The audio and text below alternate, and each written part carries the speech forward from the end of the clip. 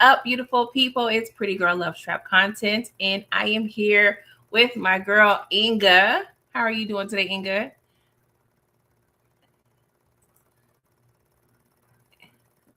I'm on mute. I'm maybe having a full blown conversation.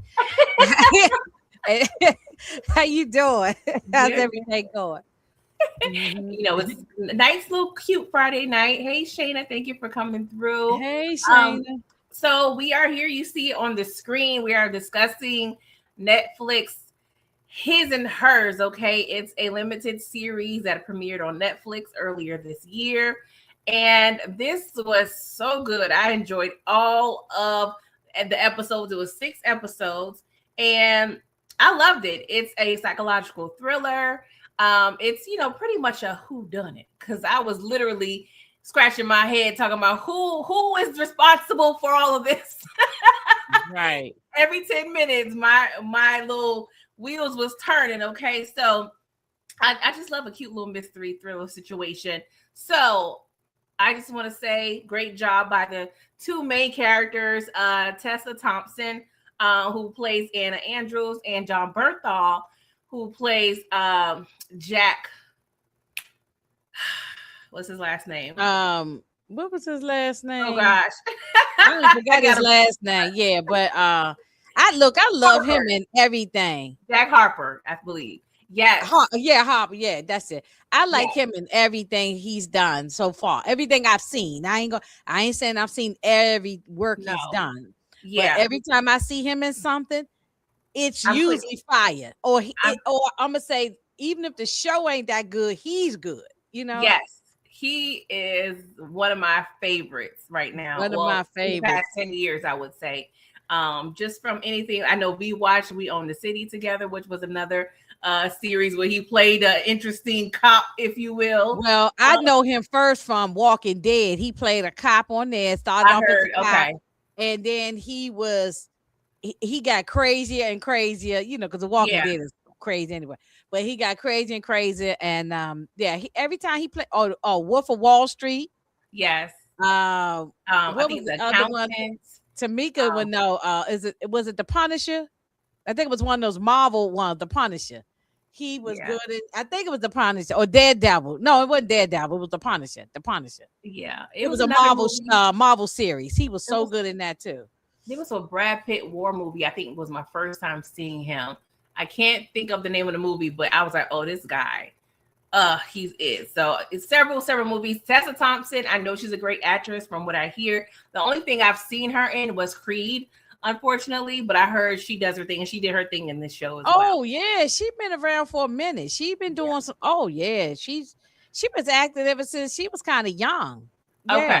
Yeah, yeah. Okay. I mean, like a young adult at least. I don't know about kid, but I mean, but like a Yeah. young adult. Yeah, I've seen her for a while. Okay. Yeah, she's always good. And the older she's getting very mature. Uh, Mm-hmm. and she don't take. You notice that every time you see her in something, I bet you if we type in her filmography, she don't take no BS either. She does good roles. Yeah, She don't I do love no it. BS roles. Yeah, and I I love like it. I like actors like that. So Yeah. She gives me this essence of, I don't know, she just resembles Lisa Bonet to me. Like she can be oh her. yeah, young Lisa Bonet. Yeah, Yeah, she just, yeah. I just Mhm. I just love just her aura just seems, I don't know, just something about her. I don't know Yeah, she personally, seemed a but little like, regal to me. yeah. Something about Hmm. her. Her aura, yeah. She's been in some good stuff though. She was in something. See now now I hate when you know how I can't you can't remember something and then Yeah, watch tomorrow I'll remember it. She yeah, was on something that it was a good movie she was in. She's been in some good stuff. yeah. She's been in some good stuff. Yeah. But great actors. I also want to say, hey Queen, hey Tamika, thank you for coming through, Miss Kira. So yeah, y'all chime in as we discuss. So it's a lot to unpack. So in me and Inga, we know on the personal tip we could be here all night, but we're not trying to do that. Okay. Because we could go on and on and on, especially with something like this. I love it. So we just want to gotta go through the episodes and just discuss some of the major points. Um, so this show, it was a lot, but we start off um with the introduction of the actual, I'm gonna say air quotes victim. Okay, we see a woman on top of a car, becoming lifeless, I should say. And it's like, okay, what's going on? She's in the woods, like, okay. And then we cut to Anna, who we learn her name is Anna, and she's coming in her apartment. She's all muddy. She's, her apartment is horribly I don't want to say filthy. I'm just say nasty. I'm like, girl, what's going on here? But she takes a swig of some alcohol in her apartment, and she's seemingly just pretty much erasing evidence. She's scrubbing underneath her nail beds. Like, it's a lot going on. So immediately it looks like they're trying to show us or tell us that Anna is somehow connected to the lifeless body that we see on this vehicle. So Inga, let me ask you, when you first saw the beginning of this show, were you thinking Anna was the doer automatically, or were you like, nah, they're trying to trick us? She must have got off screen, but yeah. No. I'm right here. I did. I heard you the whole time. I had to walk away 1 second. I heard you ask me, did I think that she was the unaliver? Yeah. Oh yeah, Anna did. Yeah. Mm-hmm. I immediately thought it was Anna. Yeah. I immediately thought Anna as soon as I, when it's always the first person you see. Yeah. And you're just like, okay, they did it. Then it's the next character. You say, okay, they did it. Yeah, I thought. I thought it was Anna. Yeah. Yeah. Without putting my track shoes on, I thought it was Anna. Yep.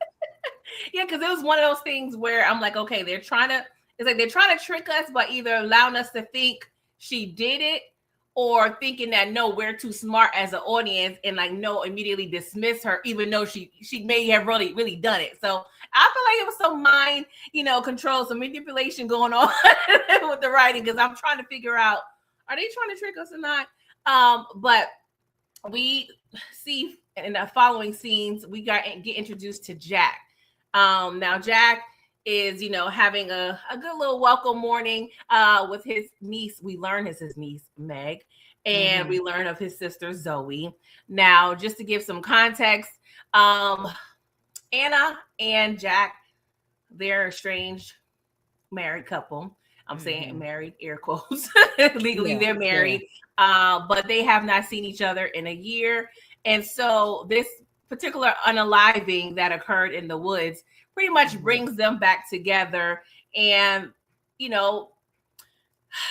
there's a lot that happens in between the solving of this crime.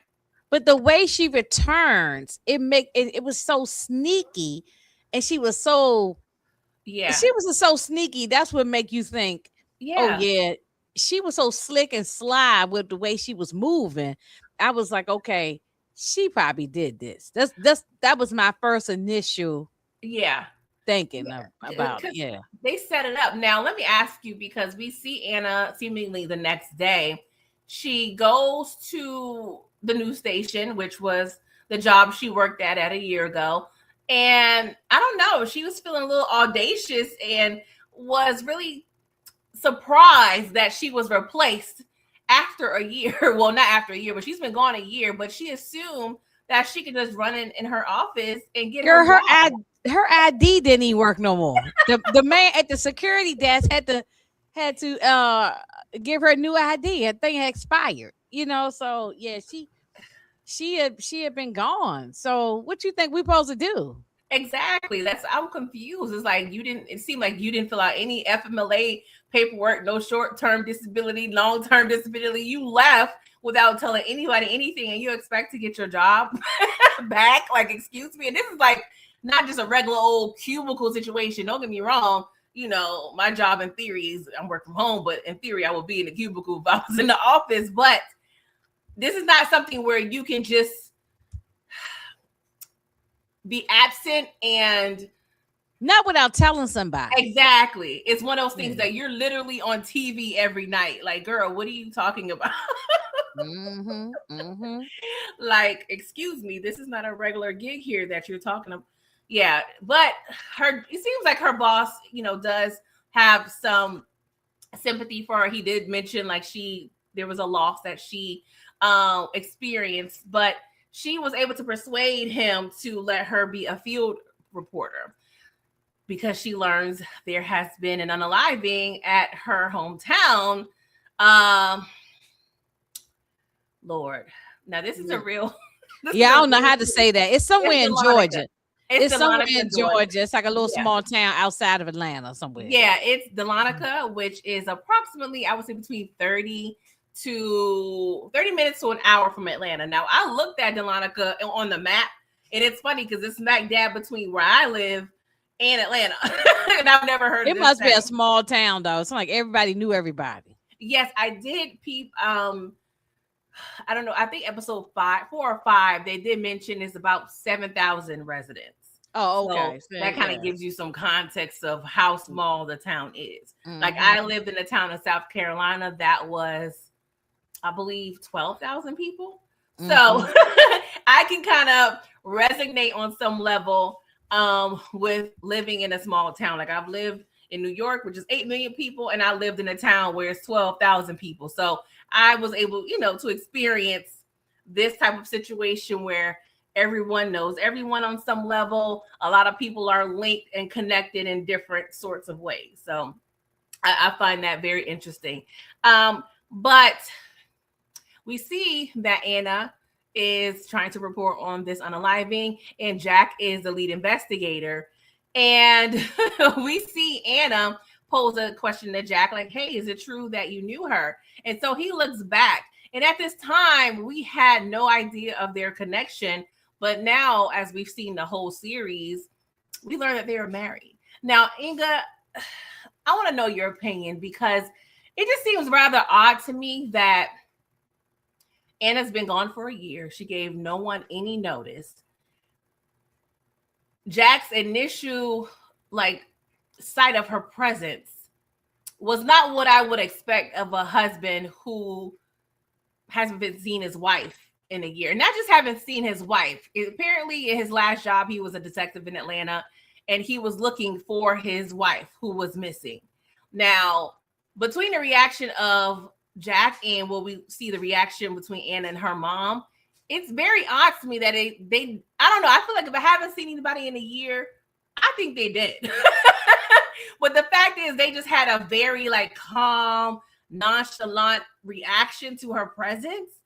It just seemed weird, as if she had a history of running away in the past, or I don't know. What do you think about that? That's so confusing. Yeah, maybe they didn't.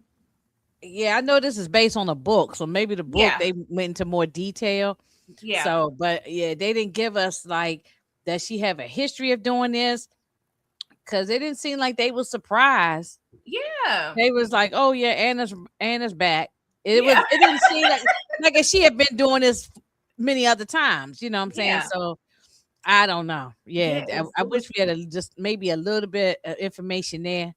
Yeah, and I've learned and I've noticed that and I thank you for also mentioning too, this series is based on a book, which has me intrigued because of course the book is going to give so much more detail.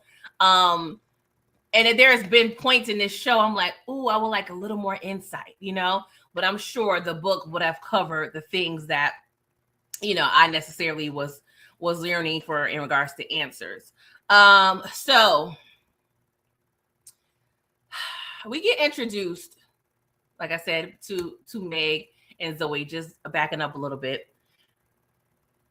Wait a minute, and Zoe is the mama, right? Yeah, I want you to chime in on how trash of I don't even want to call her a mother, of a birth. What do they call us? A birthing tool. Yeah, that's all she did. She was just carrying the baby. That's it. She just whatever it is. She did whatever you want to call it, but all she did was carry the baby. She did not raise. Jack is the one who was raised. I thought that was his daughter. Yeah.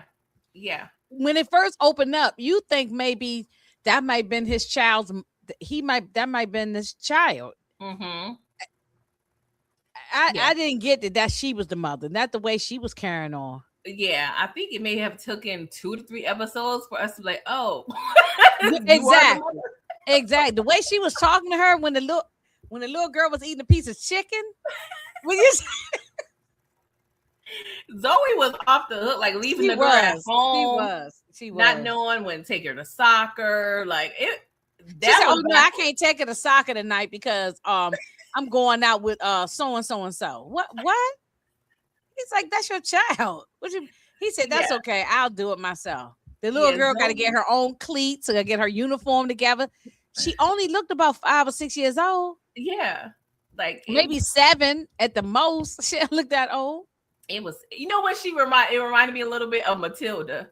How like, Matilda was grown for her age. Yeah, like old girl probably knew how to fry chicken herself at this point. Like she was just treating her like an adult. Like that was wild to me. Right. But that was another thing where I probably get more info from the book. Like I wanted more background, like what's going on with Zoe? Like she mentioned like her parents favored her brother over her, but like Zoe, you a little kooky. Like we know you're alcoholic, but how did you get here, young lady? You went to an all-girl Catholic school. They was trying to raise you right. And I'm like, what a path we have taken here. I agree with Miss Kira. I thought she was the babysitter, not the mama. Because when they was talking about taking her to soccer, I thought that I was like, oh, he's talking to the babysitter or somebody, or he talking to somebody. I thought that was his child. I thought it was a relative, like a sister or aunt, but never the mother. Never. So we get introduced to Priya, because I'm kind of backing up a little bit. And Jack, the detective lady. Yeah, he called her Boston. She's from Boston. She's a rookie, so it seems low.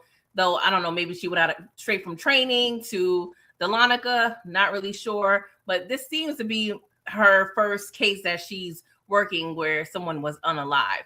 And it's interesting because both the first 2 unalivings, Priya was the one who notified Jack, and she's the rookie. That was also like a little suspicious detail. Like, why am I the only one? Why am I the one always telling you what's going on? You supposed to be a vet. I was suspicious of everybody. Yeah.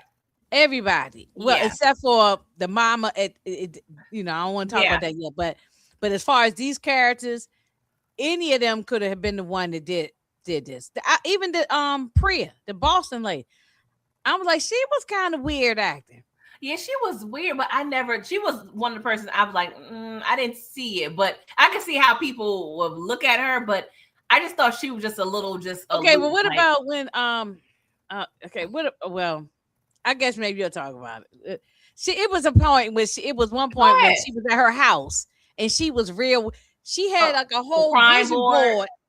Yeah, she had a whole vision board, and I was like, okay, what's going? I don't know. Maybe she was just thorough as a detective. That's what I took it as, but I can't see how that can look suspicious as well. But I just didn't think of that at that point. But I just felt that she was just one of those just like overzealous, like very I want to do my job well type of people. So we get introduced to Priya. They take a route to this scene. And Priya, I feel like she's noticing all the right things.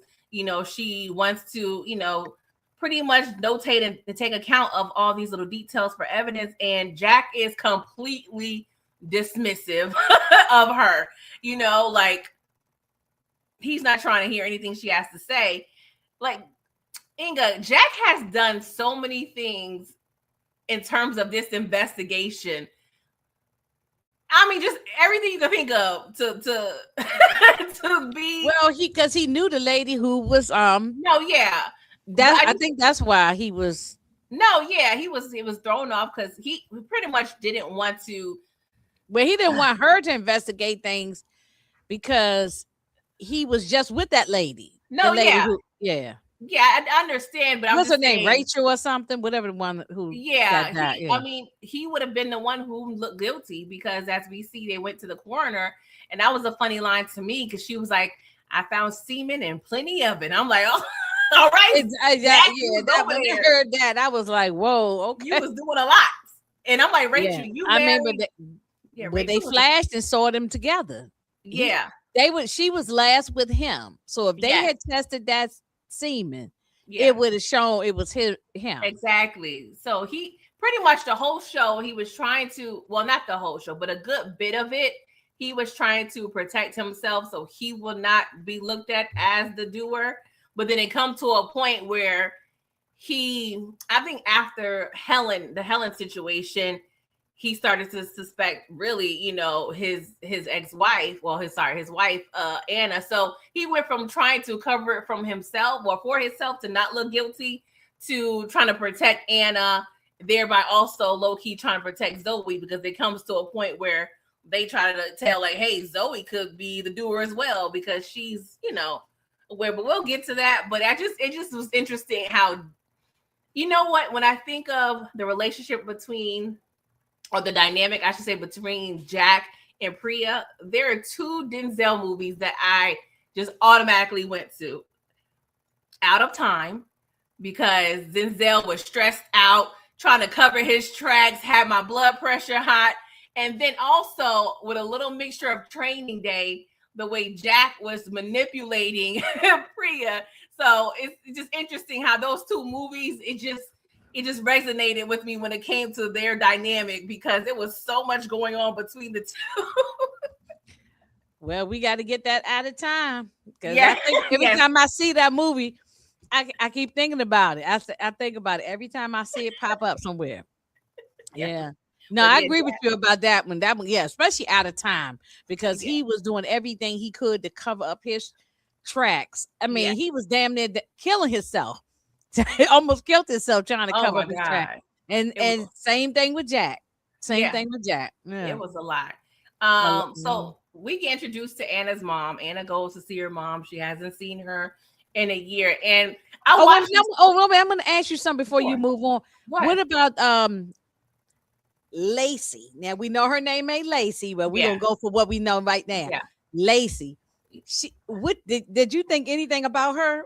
Or did you just think she just a bitch? Yeah, the first thought, I knew something had to be important, because within the first minute or so, when we saw that first scene with Anna, when she went outside to throw the things in the trash, we saw the bus drive by with Lacey's picture, just right there. I'm like, okay, this is going to be important. So I always notated in my head that this will come into play, but not in the way that, actually happened. not in the way that it did. Yeah, right. I didn't see none of that coming, but but I knew something was off with that lady, with Lacey. I didn't know if it was just jealousy or what, but you're right. I kept her in the back of my head. I said, something is not right with her. Yeah.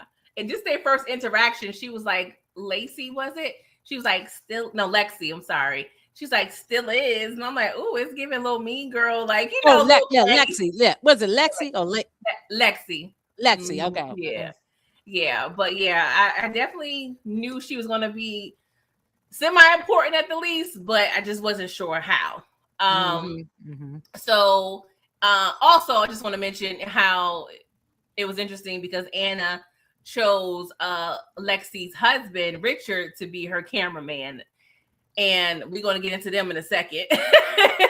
But so I watched this twice, right? Because of course, when the big reveal happened, I'm like, I got to go back. I got to go back to see what I missed. And I wanted to see the breadcrumbs they were giving us. So when Anna... and that actor who played Richard, he's a good actor. Pablo, he's always on something. Yeah, I first Orange is the New Black. The Wire. He was on The Wire. Oh, yeah. So season 2. Yeah, season 2 of The Wire. Orange is the New Black. Yeah.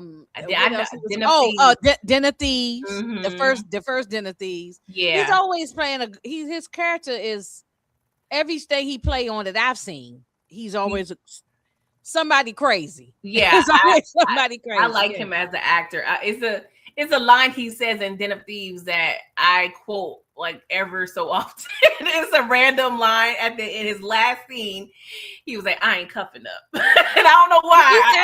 He said he ain't never going back to jail. I ain't cuffing He said up. He's never going back. And he meant that. He meant that. That line at least, I don't know, just random. You know how we say we talk in in TV talk and in phrases. So that's one of my favorite lines. Yeah, and season two, he was one of the Sabaka. Yeah, where was that? Yeah, he was good on that. Orange is the New Black. Yes, he was crazy on that show. I mean, a great supporting cast. He's always good. He's always great. But yeah, when I watched this the second time, when Anna first entered her mom's house, her mom had a huge ring of keys, which immediately fell to the ground when Anna left, and Anna picked it up, and I was like, of course, it's a small thing that we wouldn't have like paid attention to, but it just was interesting. Like, she had the keys. They paid no attention to that. I was like, oh, the keys right there. It was like so many little nuggets that they gave us, but of course, we wasn't paying attention to that. I didn't catch that. Because I swear to God, I did not see this whole thing coming with the mother. Some people say, oh, I knew it was the mother. I did not know. No, that caught me off guard. Yeah. Because when I told you, when I was watching it, and I said, oh, yeah, I think I got 1 or 2 more episodes left. I think I already know who did it. I was saying that thinking it was Anna or somebody. I did not see that mama. That made my mouth drop to the ground. Yeah, that threw me all the way off. So, I don't know. We get to the coroner. Of course, we learn details about the semen. We see we learn about the friendship bracelet, the nail clippings, and it was just so wild. Rachel was off the hook. She was hooking up with all these people. She letting Jack go raw dog. No, I don't know how many people she's doing that with. She got a whole husband that, we learned that she's having, situations with her best friend. Like, it's a lot. Rachel was a busy girl. Okay. But that's also goes to show like her mentality, because now that we learn the story, I'm gonna just say I feel like she was grooming Anna, and she also was a huge part of her assault. She set up her assault, Oh yeah, when they did them flag, that was hard to watch. Yes, and the fact is, 20 years later, you have this, you did this girl in the past, and then you turn around to F her husband, and then mention her during one of you guys' sessions, like, oh, is that how Anna likes it? Like, the psychology of Rachel. Yeah, no, they was that they're sick. They are. Yeah, they're sick. Yeah, they're sick. And also we learned that Rachel had some sort of crush on Anna, but Zoe was like, oh, she was too much of a goody two shoes, so Anna never, pursued that with Rachel. But I feel like that was another thing. You know how why were they going after that girl like that though? Why did they hate her like that? Just because she black? I think it was a few different things. I think it's classism, because their mom was quote unquote their help. I think it's racism, because we don't really see, we don't like the mother was like the janitor then. And she was their maid, and then in that town hall, I saw no other people of color. That's true. So it seems predominantly white. So I think it's racism, classism, and also they also mentioned there's an age difference. Zoe, I don't know where Zoe was in terms of what age or grade she was in, but when they met, Anna was a freshman and Rachel and Helen were seniors. So there's like a 4 years age gap, which is kind of odd, because you really don't, not saying it never happens in high school, but that's kind of like apparent. No, when I was saying I wasn't messing with no freshmen. I was trying to get the hell out of school. I had a half a day. I was gone by 12 o'clock. Exactly. The hell with them damn freshmen. I wasn't thinking about them people. Exactly. Now we know, because there's some sort of connection, because the mom asked, the girls to look after and kind of befriend her daughter. But yeah, it definitely was a few different things going on with those relationships there. So we learn of Rachel's husband, who's Clyde. They call him Duffy. Who is, I call him Frank Subaka. I don't care what he plays in. He's always going to be Frank Subaka to me. Yeah, and it's so funny. That was his that was his uncle on Full Circle.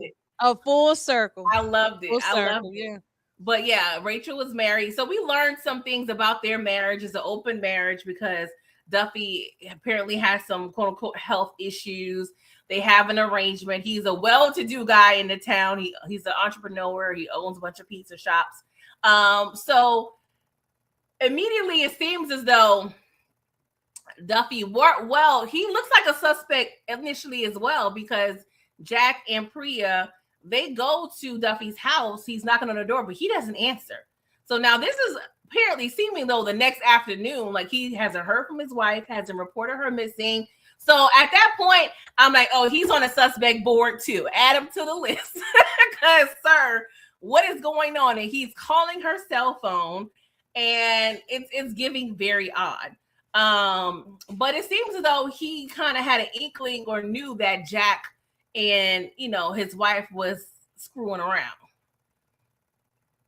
So did you have any thoughts regarding Duffy? Did you ever suspect him? Like, was he ever on your suspect board? Well, really, everybody was a suspect to me, but for some reason, I still didn't think he did it. But yet, I can see if he had did it, I understand why. The wife had been cheating on him. Yeah. So if he had did it, I would understand why. But but I didn't think he did. I just think he was. I think he was just like. I think it was an a-hole or something. I don't think he was liked by nobody. Yeah, he seems like an a-hole. But you know what thing kind of threw me off when he asked Jack and Priya was looking for the clothes that he wore because he took a walk seemingly at the time of Rachel's demise. And he had his clothes washed, folded, and pressed, including his shoes for the detectives. And I'm like, who does that? Yeah. So it looks suspicious, but he just seems like he's like, has OCD or something. He's very, debonair, in his attire. Mm-hmm. I just want to point out, Shayna stated, I always had friends who were older than me in high school. No one tried to take advantage of those girls. Yeah, I me had too. older friends too.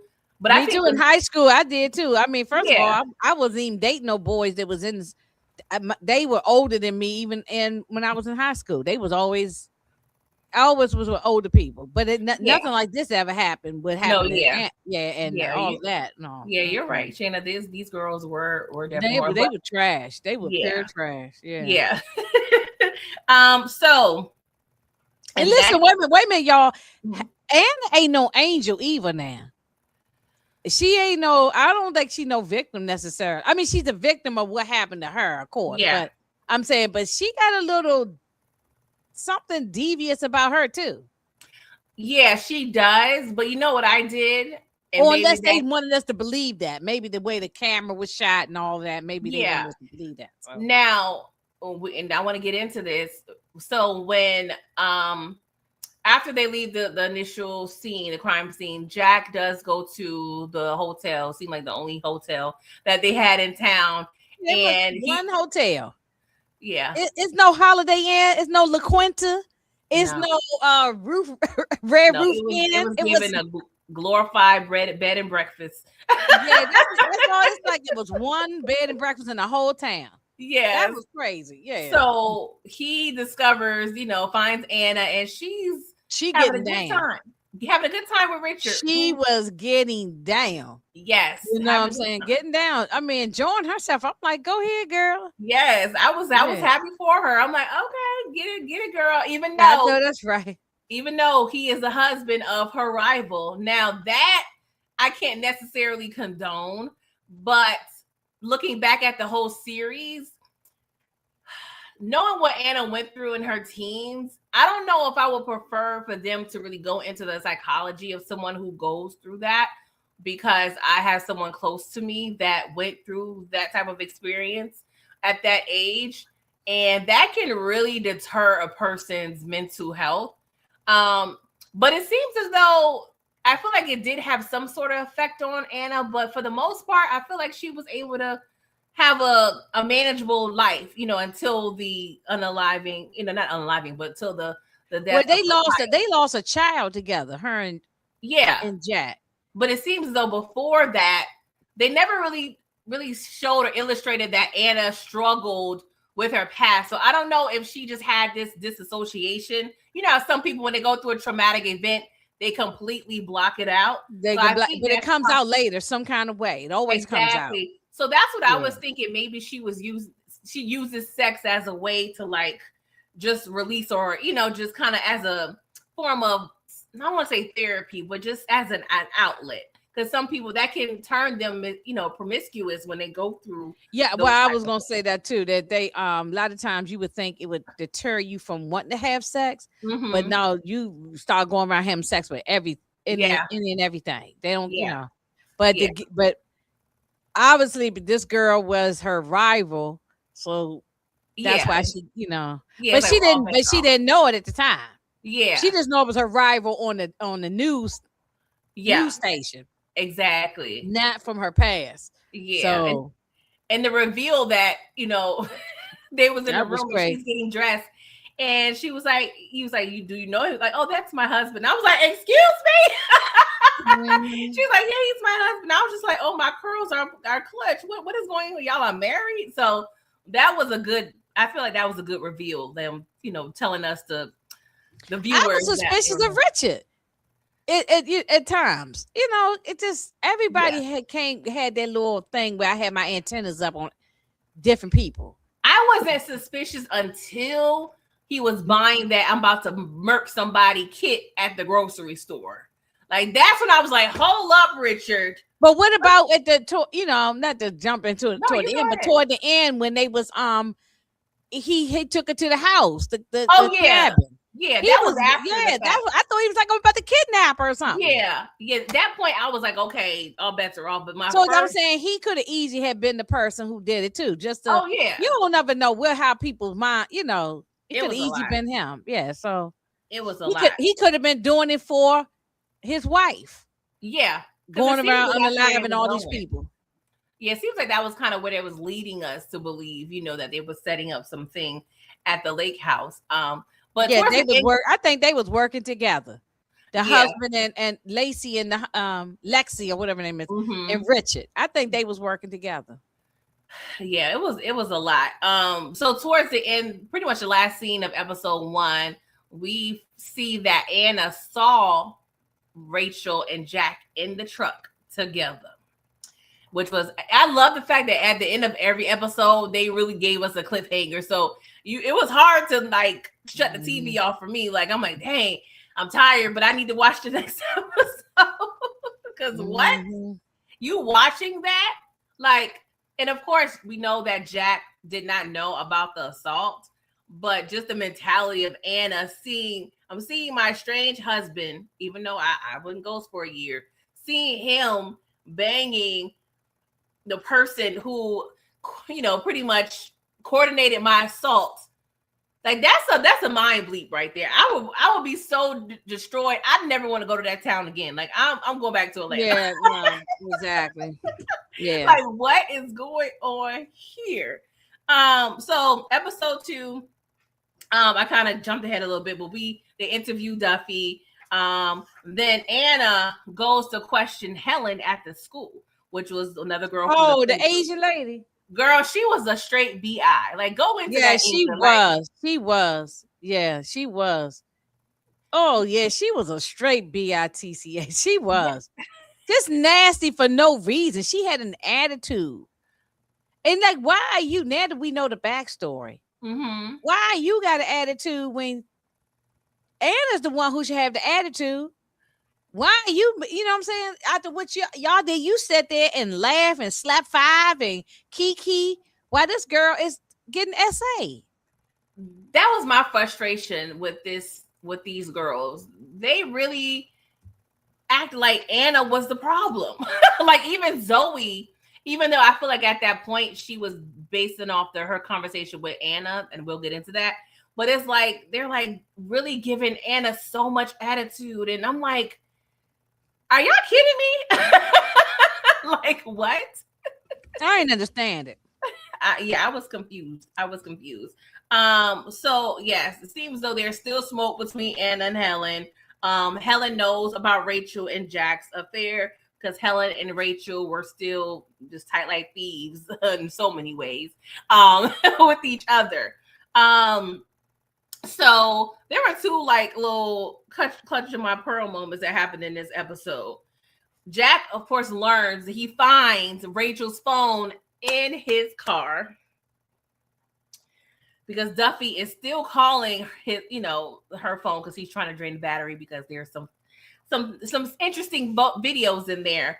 But when Jack went to the corner and opened Rachel's corpse eyes to unlock that phone, I don't know why. Man, that was wild. That was so hilarious. Now let me try that. Okay, I'm gonna try that. That is wild. Yeah, wait a minute. Before you go ahead. Before you close this casket, you want to get into your husband's phone. Wait a minute now. You take the cheese. You know what I'm saying? What type of stuff is this? That was hilarious to me. That was like, wow. That was so funny to me. I mean, not like ha funny, but it was just like, no, it was just like shocking. I've never seen that before. Yeah, Jack had a lot of no, he didn't moments. Okay.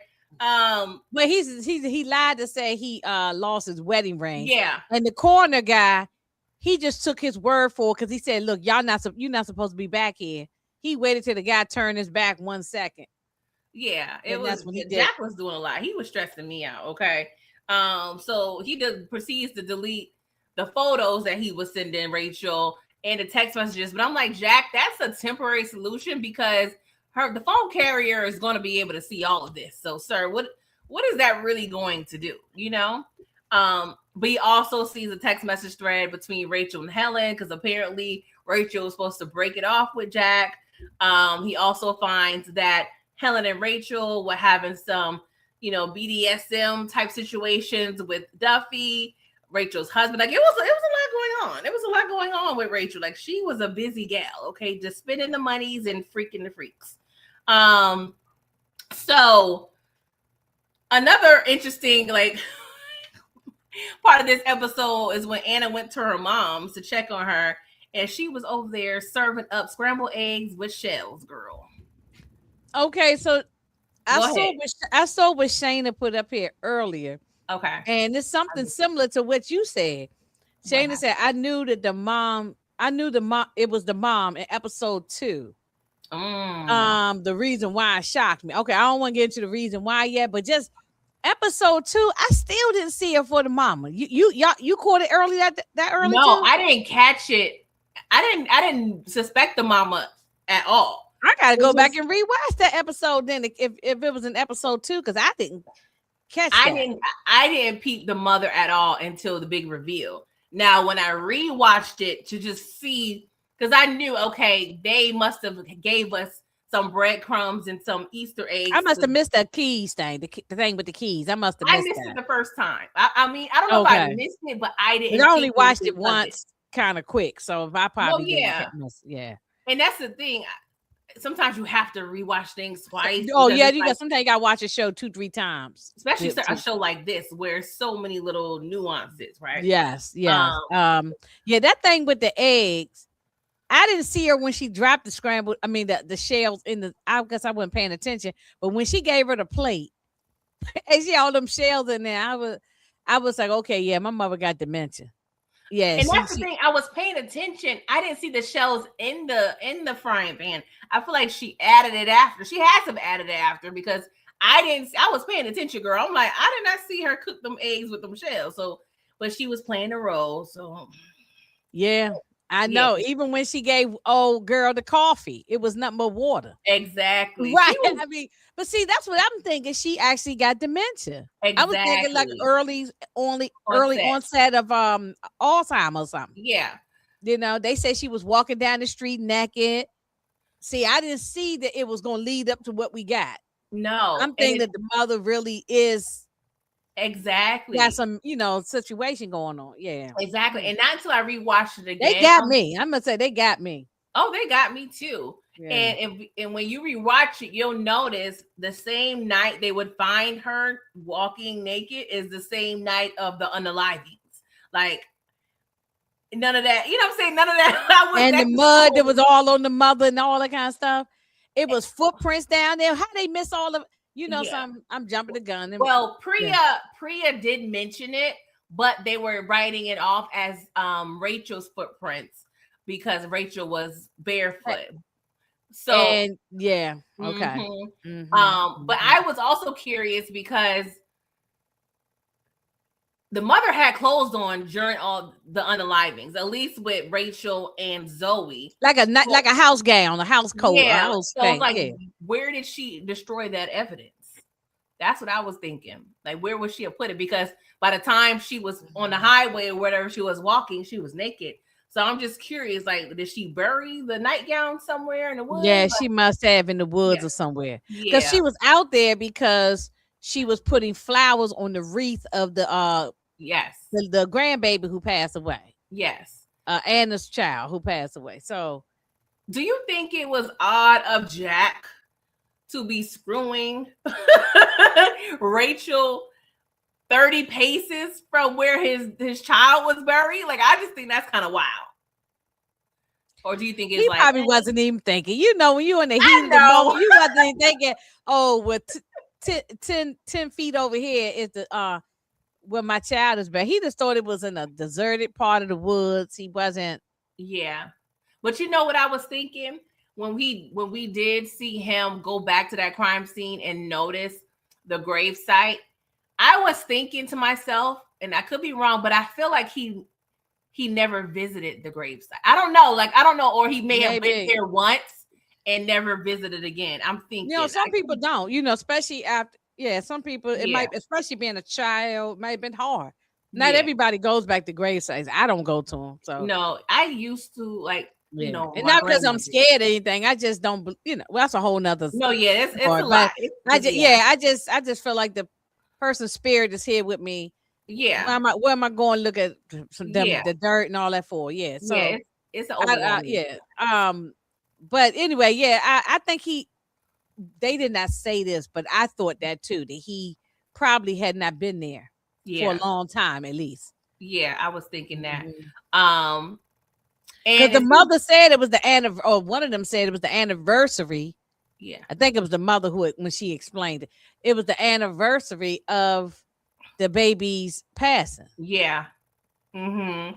So I was thinking, and it seems as though he just started hooking up with Rachel. Like, there was kind of like a fresh thing that happened in the past month or so. So he probably wasn't, if the baby died, 10 months prior, he's probably not really.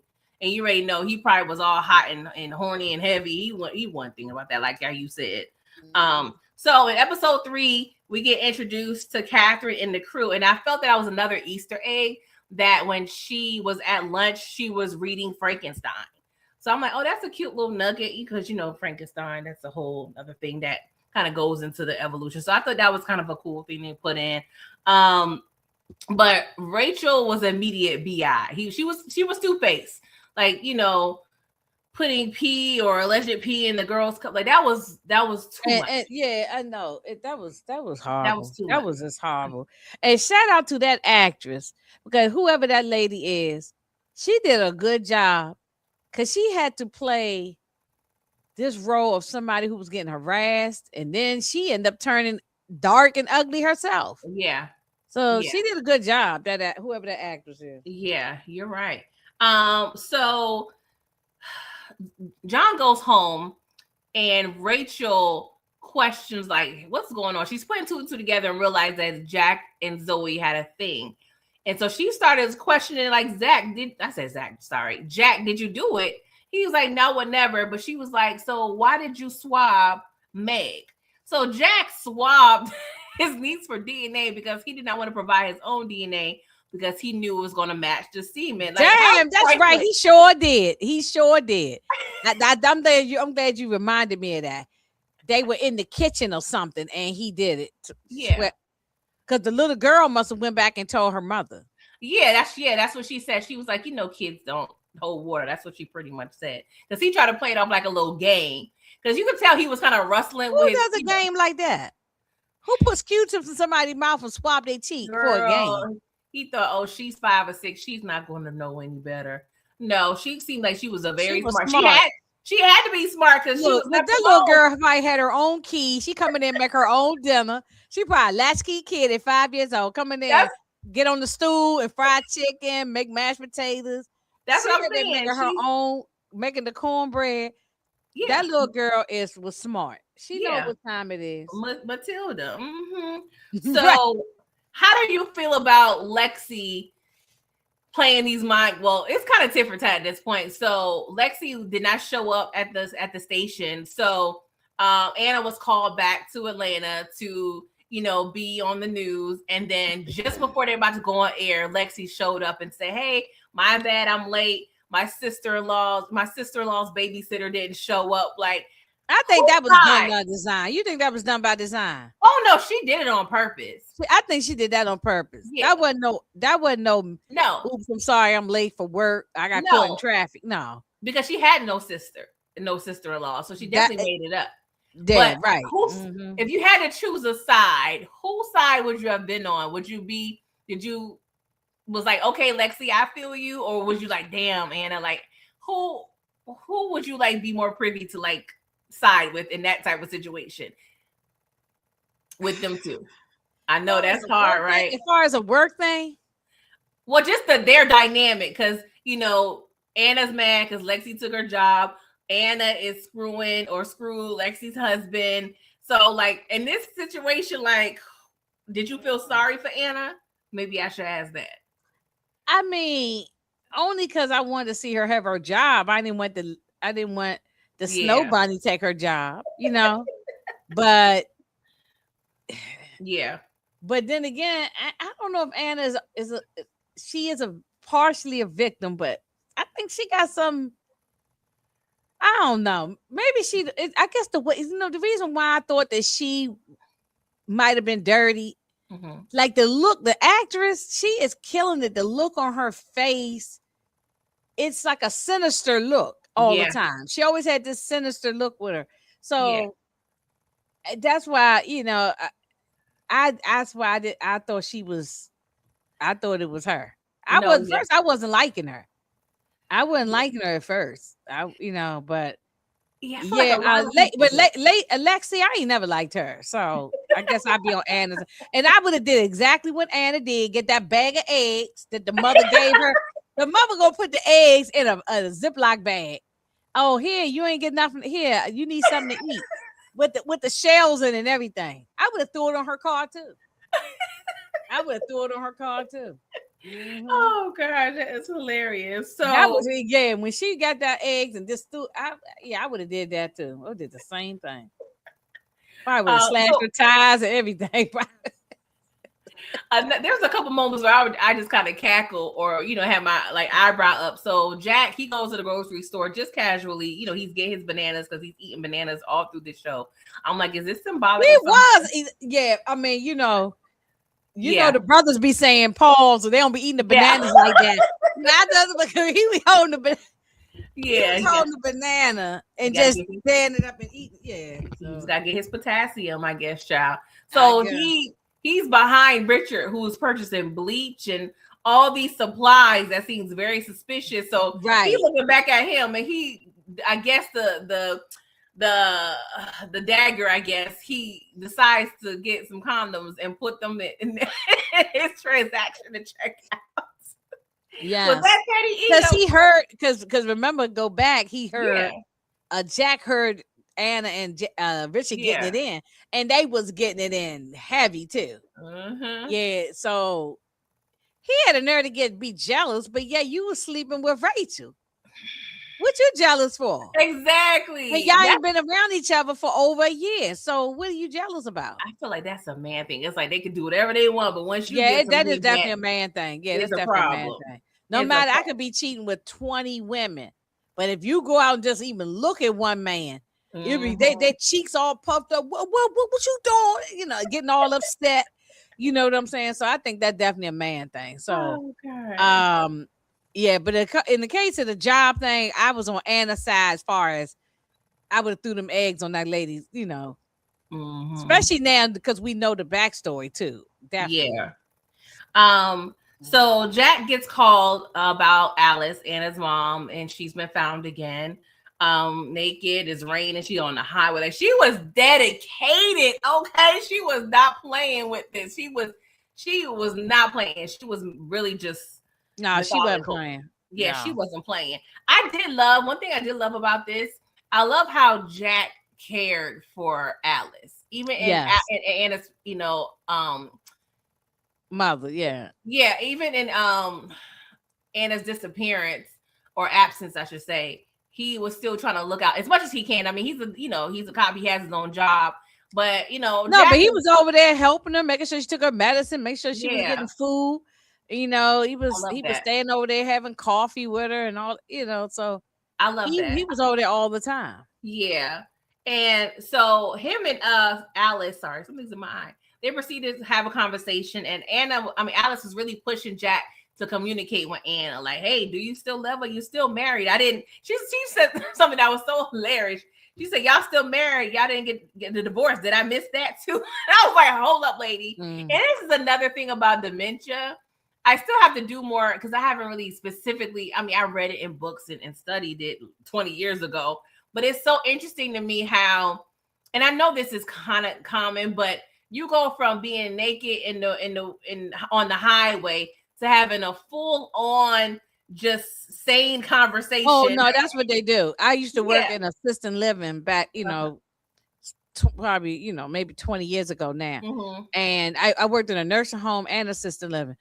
Now they can have a full blown conversation and be talking sane, and then maybe a few minutes or so later, they don't remember nothing. They don't remember what they did yesterday, 5 minutes ago. They don't remember what they ate for breakfast. So it goes like that. And then when it gets evening time, they go into sundowners, like after 5 o'clock or something like that. The sun go down. They really kind of go into another thing then. Yeah. Okay. See, I haven't really haven't interacted personally with that type of, I read it. Well, I mean, only because I worked in places. My mother and father right now, they still, they still got, don't have nothing like that going on. They just getting old, but working in assisted living, I definitely seen how they do. We used to have to lock the doors. Some people got to have ankle braces on because they can't, because they get out. We used to have to call the police on some of the patients. Yeah, I was like in my 20s, and that was rough work working with people with dementia and Alzheimer's. Yeah, I have a friend who had a mom that dealt with that, and it was a lot. It was a lot. Hey, EJ. It can get very violent as well too. It can get violent. Yeah, they'll hit you and everything. Yeah. So but this mother clearly was putting on. She was doing a good job at covering this whole thing up. Dedicated. She was dedicated. She was really dedicated. Yeah. So there was another body found, apparently. So Jack wakes up, of course. I don't know, what's up with people in these phones? Like between Jack and Anna, their phones was never either charged or they couldn't find a charger. They were just weird. But anywho, Priya again tells Jack there was another body. So they find out it's Helen. And guess who discovered Helen's body? Anna. Yeah. Just so happened she was dead. She says someone called the hotel claiming, or they're saying someone who presented themselves as Helen called the hotel saying that she wanted to meet on a Saturday. But it's funny, right? And Jack is really looking at his wife's side eye. He was like, "Give me your events," right? So she said she found Helen deceased at 7:05. Called her cameraman at 7:06, called her boss at 7:08, and then called 911 at 7:45. But see, also too, look at her way she was. That's that scene right here when she's sitting there with the cup of coffee. She looks suspicious in her face. Very. So she looks very suspicious as like, yeah, I took her out. That's how she was looking. Yeah, like y'all not gonna figure it out either. And like, knowing the back, and we ain't get to the backstory yet, but knowing the backstory that we know already, I wouldn't have blamed if she did take her out because they was the way they did her. Yeah. It should have been sooner. It should have been sooner. Yeah, but she was definitely given like She was so rude, that lady Helen. She was so rude. Oh, she so was rude and so nasty. Top tier BI. So, Jack, he's questioning Anna, of course. He's having even Priya verify Anna's story because he's so like flabbergasted, like, what the hell is going on?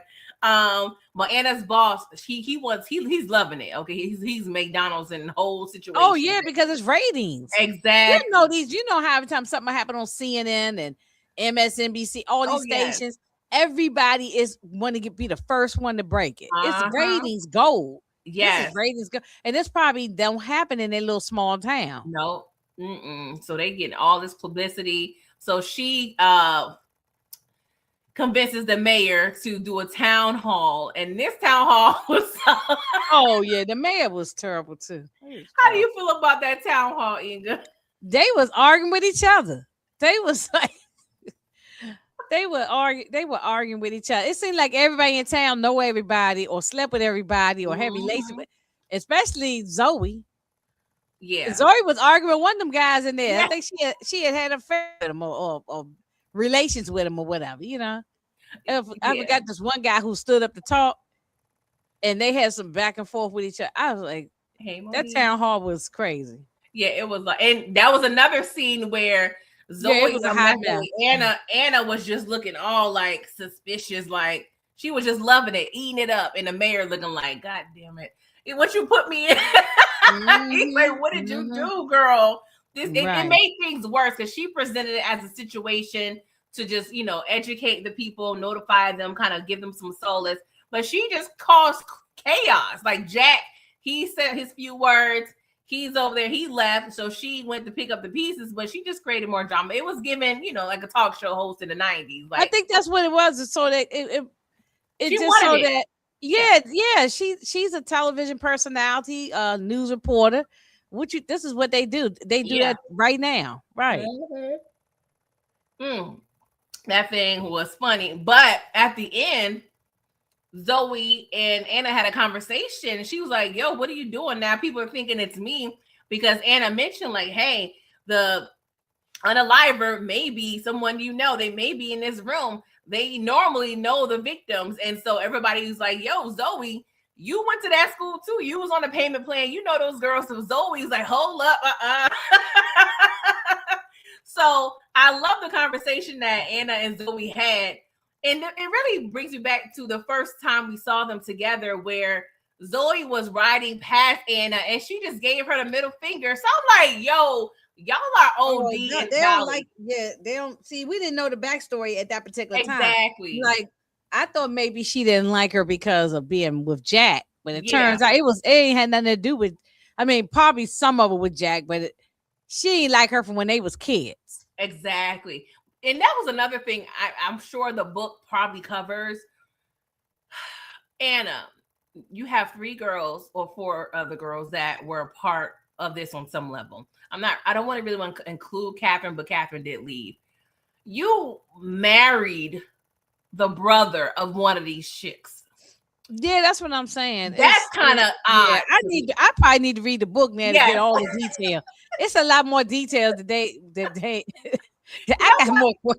Yeah. How did this happen? Like, were they just? And I was thinking to justify it. I'm like, okay, maybe since Jack and Zoe were kind of opposites, maybe they were kind of those siblings who loved each other, but they kind of loved each other from a distance, so they really wasn't close. That's what I'm thinking, because Zoe was an alkie and seemed like she was a screw up. Jack, he was professional. I'm just assuming, or maybe Jack and Anna somehow just met in Atlanta and coincidentally are from the same town. I don't know, but I feel like that's just really more trauma, because every time I would look at my husband, I'm thinking about his sister. Okay, I agree with Mo 69. Hey, what's up, girl? It is odd. You can't help who you fall in love with in the small that. That's true. No, but in this case, that the sister of this sister is part of the group that was doing all kind of mean girl stuff to me. Yeah. So I wouldn't even want nothing to do with your brother, even though the brother ain't got nothing to do with it. He must have been older, and so he probably was not. And they went to an all-girls school, so that's probably why she wasn't. Yeah, he didn't know any of this stuff was going on. Yeah, He but it probably was didn't know any of this stuff, that still was like, what's going on here, Anna? What's Yeah. decision making? But Mm-hmm. I love the fact, Zoe and Anna, they was going back and forth, and Zoe was like, "Are you scared?" And it was like, "No, are you scared?" So honestly, I think in Zoe's eyes, she's thinking Anna did this because she's visibly shook.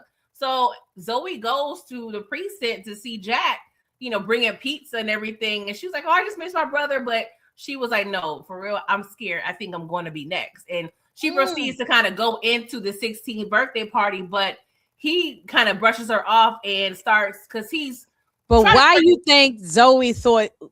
Why do you think, if we were thinking in Zoe's brain, that she thought she was going to be next because the other two girls was gone? So she figured I'm next in line. I think because she kept mentioning like Zoe, she mentioned Zoe's 16th birthday. So she's doing a process of elimination, like, hold up, this ain't no coincidence. Anna's coincidentally back in town covering this, and she probably wants to get back. So, I don't know, maybe you have to watch it again because I didn't initially really catch and connected the two until I watched it a second time. But that conversation that Zoe had with Anna, you know how Anna looks are. Anna gave her that look like, "Bitch, I did it." Like that's the look. Anna always had a look in her face like she was the one. Yes. Yeah. So that's why I was just like, oh, and Zoe, and Zoe, she don't had like a half a damn pint of alcohol. Captain Morgan or something, or some Jameson or something like that. Yeah. So she probably already drunk. And or a couple of beers, couple of Coors Light or something. She looked like she drank Coors Light or Bud Light or something. I think she drinks everything. Right.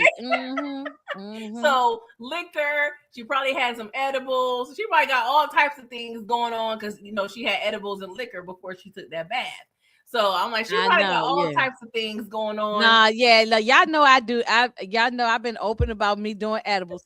I ain't doing no edibles and getting no hot bubble bath. I ain't doing that because you might slip down into that water. Really? And it's for real. People do pass away in bathtub. Not. I ain't talking about being stabbed to death. But people end up like you ain't supposed to really be drinking and getting into a bathtub. Because if you go to sleep and then that water get up in your mouth and your nose, and you might end up could drown. Gotta be careful, y'all. Yeah, it's a lot of chaos. So Lexi, well, after that, Richard looks like he was trying to get it in with Anna again. She was like, "No, I got something to do." So Lexi comes into town. She interviews Duffy, the husband of Rachel, and he gives a reward. And you could tell, like, it just seems like performative. But that was the scene where we see the two Wire alums in the same scene together. So I love that. So Lexi was telling Richard, Anna wants what I got, and I'm not gonna let her have it, because he was like, "Dang, you took her job. She's on a field now. You trying to be on a field? Like, just let Anna have this little piece to herself." He was trying to advocate for Anna, but Lexi already know, like, "Oh no, you screwing this shit. She's not gonna get my man and my job, like, and my shine. I'm not having that." So that's when I'm like, okay, these two, we got to look out for them too. So Anna and Jack, they have a conversation at the waterfall, and they're pretty much just unpacking what's been going on, since their child's unaliving. I do feel like it was a great conversation. It ended in some relations, but at the end of that episode, we get a shot of Anna and Jack in the truck, seemingly in the same exact spot he was with Rachel, and it is raining. It was very eerie and deja vu-ish. And the look that Tessa was given as Anna, I'm like, now I got you on the crime board again, Anna. Like, what did you think about that? That was... Yeah, it was raining. They was getting it in the same spot. She was looking crazy. That's why I'm saying, y'all can't tell me y'all didn't think it was Anna. I mean, y'all gonna say, I knew it was the mother since the first. Come on. I mean, maybe you did. I'm not saying Shayna wrong, you wrong with it. I just guess I didn't see it because this girl was being shady from the first time we saw her face. This the way she looked. I'm saying the actress did a phenomenal job on this. They did. Yeah, she did this girl Tessa did a great job because she was looking at the and that's when it went off, right? It was like a cliffhanger. Yeah. Right? Isn't that the scene with sort of? Uh-huh. Yeah, they was in there getting it in, screwing big time in the back seat of the truck. Yes. I'm like, she was looking like the look she was giving is like, yeah, I got him back under my thumb and I played him. That's the look it was given. Like I played him, it worked. I convinced him he's gonna be on my side. He's gonna be my co-conspirator, low key. Like I'm not, you know what I'm saying? It gave all the things. But in the next episode, it starts off with Jack and Anna. They're getting ready in their respective bathrooms, and Jack is composing a text message, pretty much saying, "Hey Anna, if you need to talk, aka if you need to confess some ish, you could trust me. Let me know." So he's really thinking at this point that Anna did it. that little session last night did not persuade him in any way, but at least showed that if she did do it, he was willing to maybe aid her in some way. So the cops all have a meeting, y'all, and Priya was like, you know what? I got a presentation. So she presented the whole team about how she thinks that Anna is the doer. And Jack was like, oh, hell no, y'all not going to do this. So Priya is convinced that Anna did it. The sheriff was like, okay, if you think Anna did it, Zoe could have did it as well. And then Jack was like, no, the husband did it. So what do you think about that whole scene about them just being all over the place with this investigation? They were all over the place. But Priya was spot on.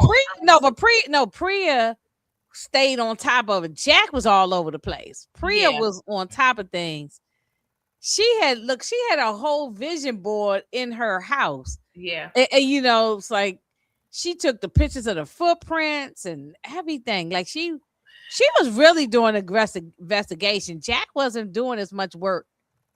He was trying to cover up stuff. I think that's what something, you hit it right on the head when you said it reminds you of Denzel's character in Out of Time. He was doing similar stuff. Like, I mean, not the same story or nothing, but just trying to cover up and run around crazy. like when he went to go and confront, what's the guy named Duffy? Yes. Yeah, he was right crazy. After that. And that was kind of risky because he was desperate. I know he was desperate, his mindset, because he was like, damn, like my sister. Duffy paid him dust. Okay. Duffy paid him dust. He was like, yeah, whatever. And I'll call your supervisor, or whoever, your chief of police, and tell him, what are you gonna tell him? Something about how you harassing me and something else. I mean, it was Jack too much. And that's the thing, and it's funny because everybody was like, Jack is such a horrible detective, because he was horrible, but he was also stressed out, I feel like, because he literally did not do this. And his wife, he might have been a good detective, but he wasn't good because he was he could have been a suspect. Yeah, exactly. Had they tested the footprints on the ground that Priya wanted to test, and had they wanted test that semen, it would have been a done deal. It would have been a done deal. Yeah, so it would have been hard for him. He might have been a good detective prior, but we don't know nothing about that, So you know what I'm thinking? What could have possibly saved them if he confessed, right? Or just say, hey, I was with this young lady last night, but I didn't do it. And maybe if he would have been like in holding or locked up, he should have said, I was with this lady. I can't be on this case. Yeah. He shouldn't have been on the case. That's true. You was just with her the night before and then she dies. You shouldn't even been on that case. Yeah. But I'm thinking also, let's say if he explained, was transparent, and maybe he was sequestered or in holding somewhere, and if another murking would have happened, that would have probably cleared him, and he kind of got out of it if he was just honest. I feel like there was other avenues, but I think them being in a small town, it could work in it against you and for you, because I feel like they made, if they would have found that his semen and everything, I feel like they would have just made it an open and shut case. I feel like they would have just, you know what I'm saying, at least with Rachel. But again, with a small town, it's like, I don't know. It's just a lot of things going on. But I do love the fact that they mentioned several times, or he mentioned, I came from Atlanta and I used to investigate. And I was like, they don't solve no damn crimes in Atlanta. Like, oh, no, they don't be solving no crimes. Shit, they be causing crimes too. So they be causing crimes. That was hilarious to me. They was just disregarding Atlanta for real. It's like, no. Yeah, they don't be solving no crime. I don't know. They was acting like they Mayberry, like he Bonnie Fife or something, like, what I'm saying, with Andy Griffith or something. He just he might have been a good detective prior, but in this case, no. Yeah, he was all over the place. All over the place, because he was a prime suspect, even though he didn't do anything. Yeah, but he was a suspect because he was with Rachel.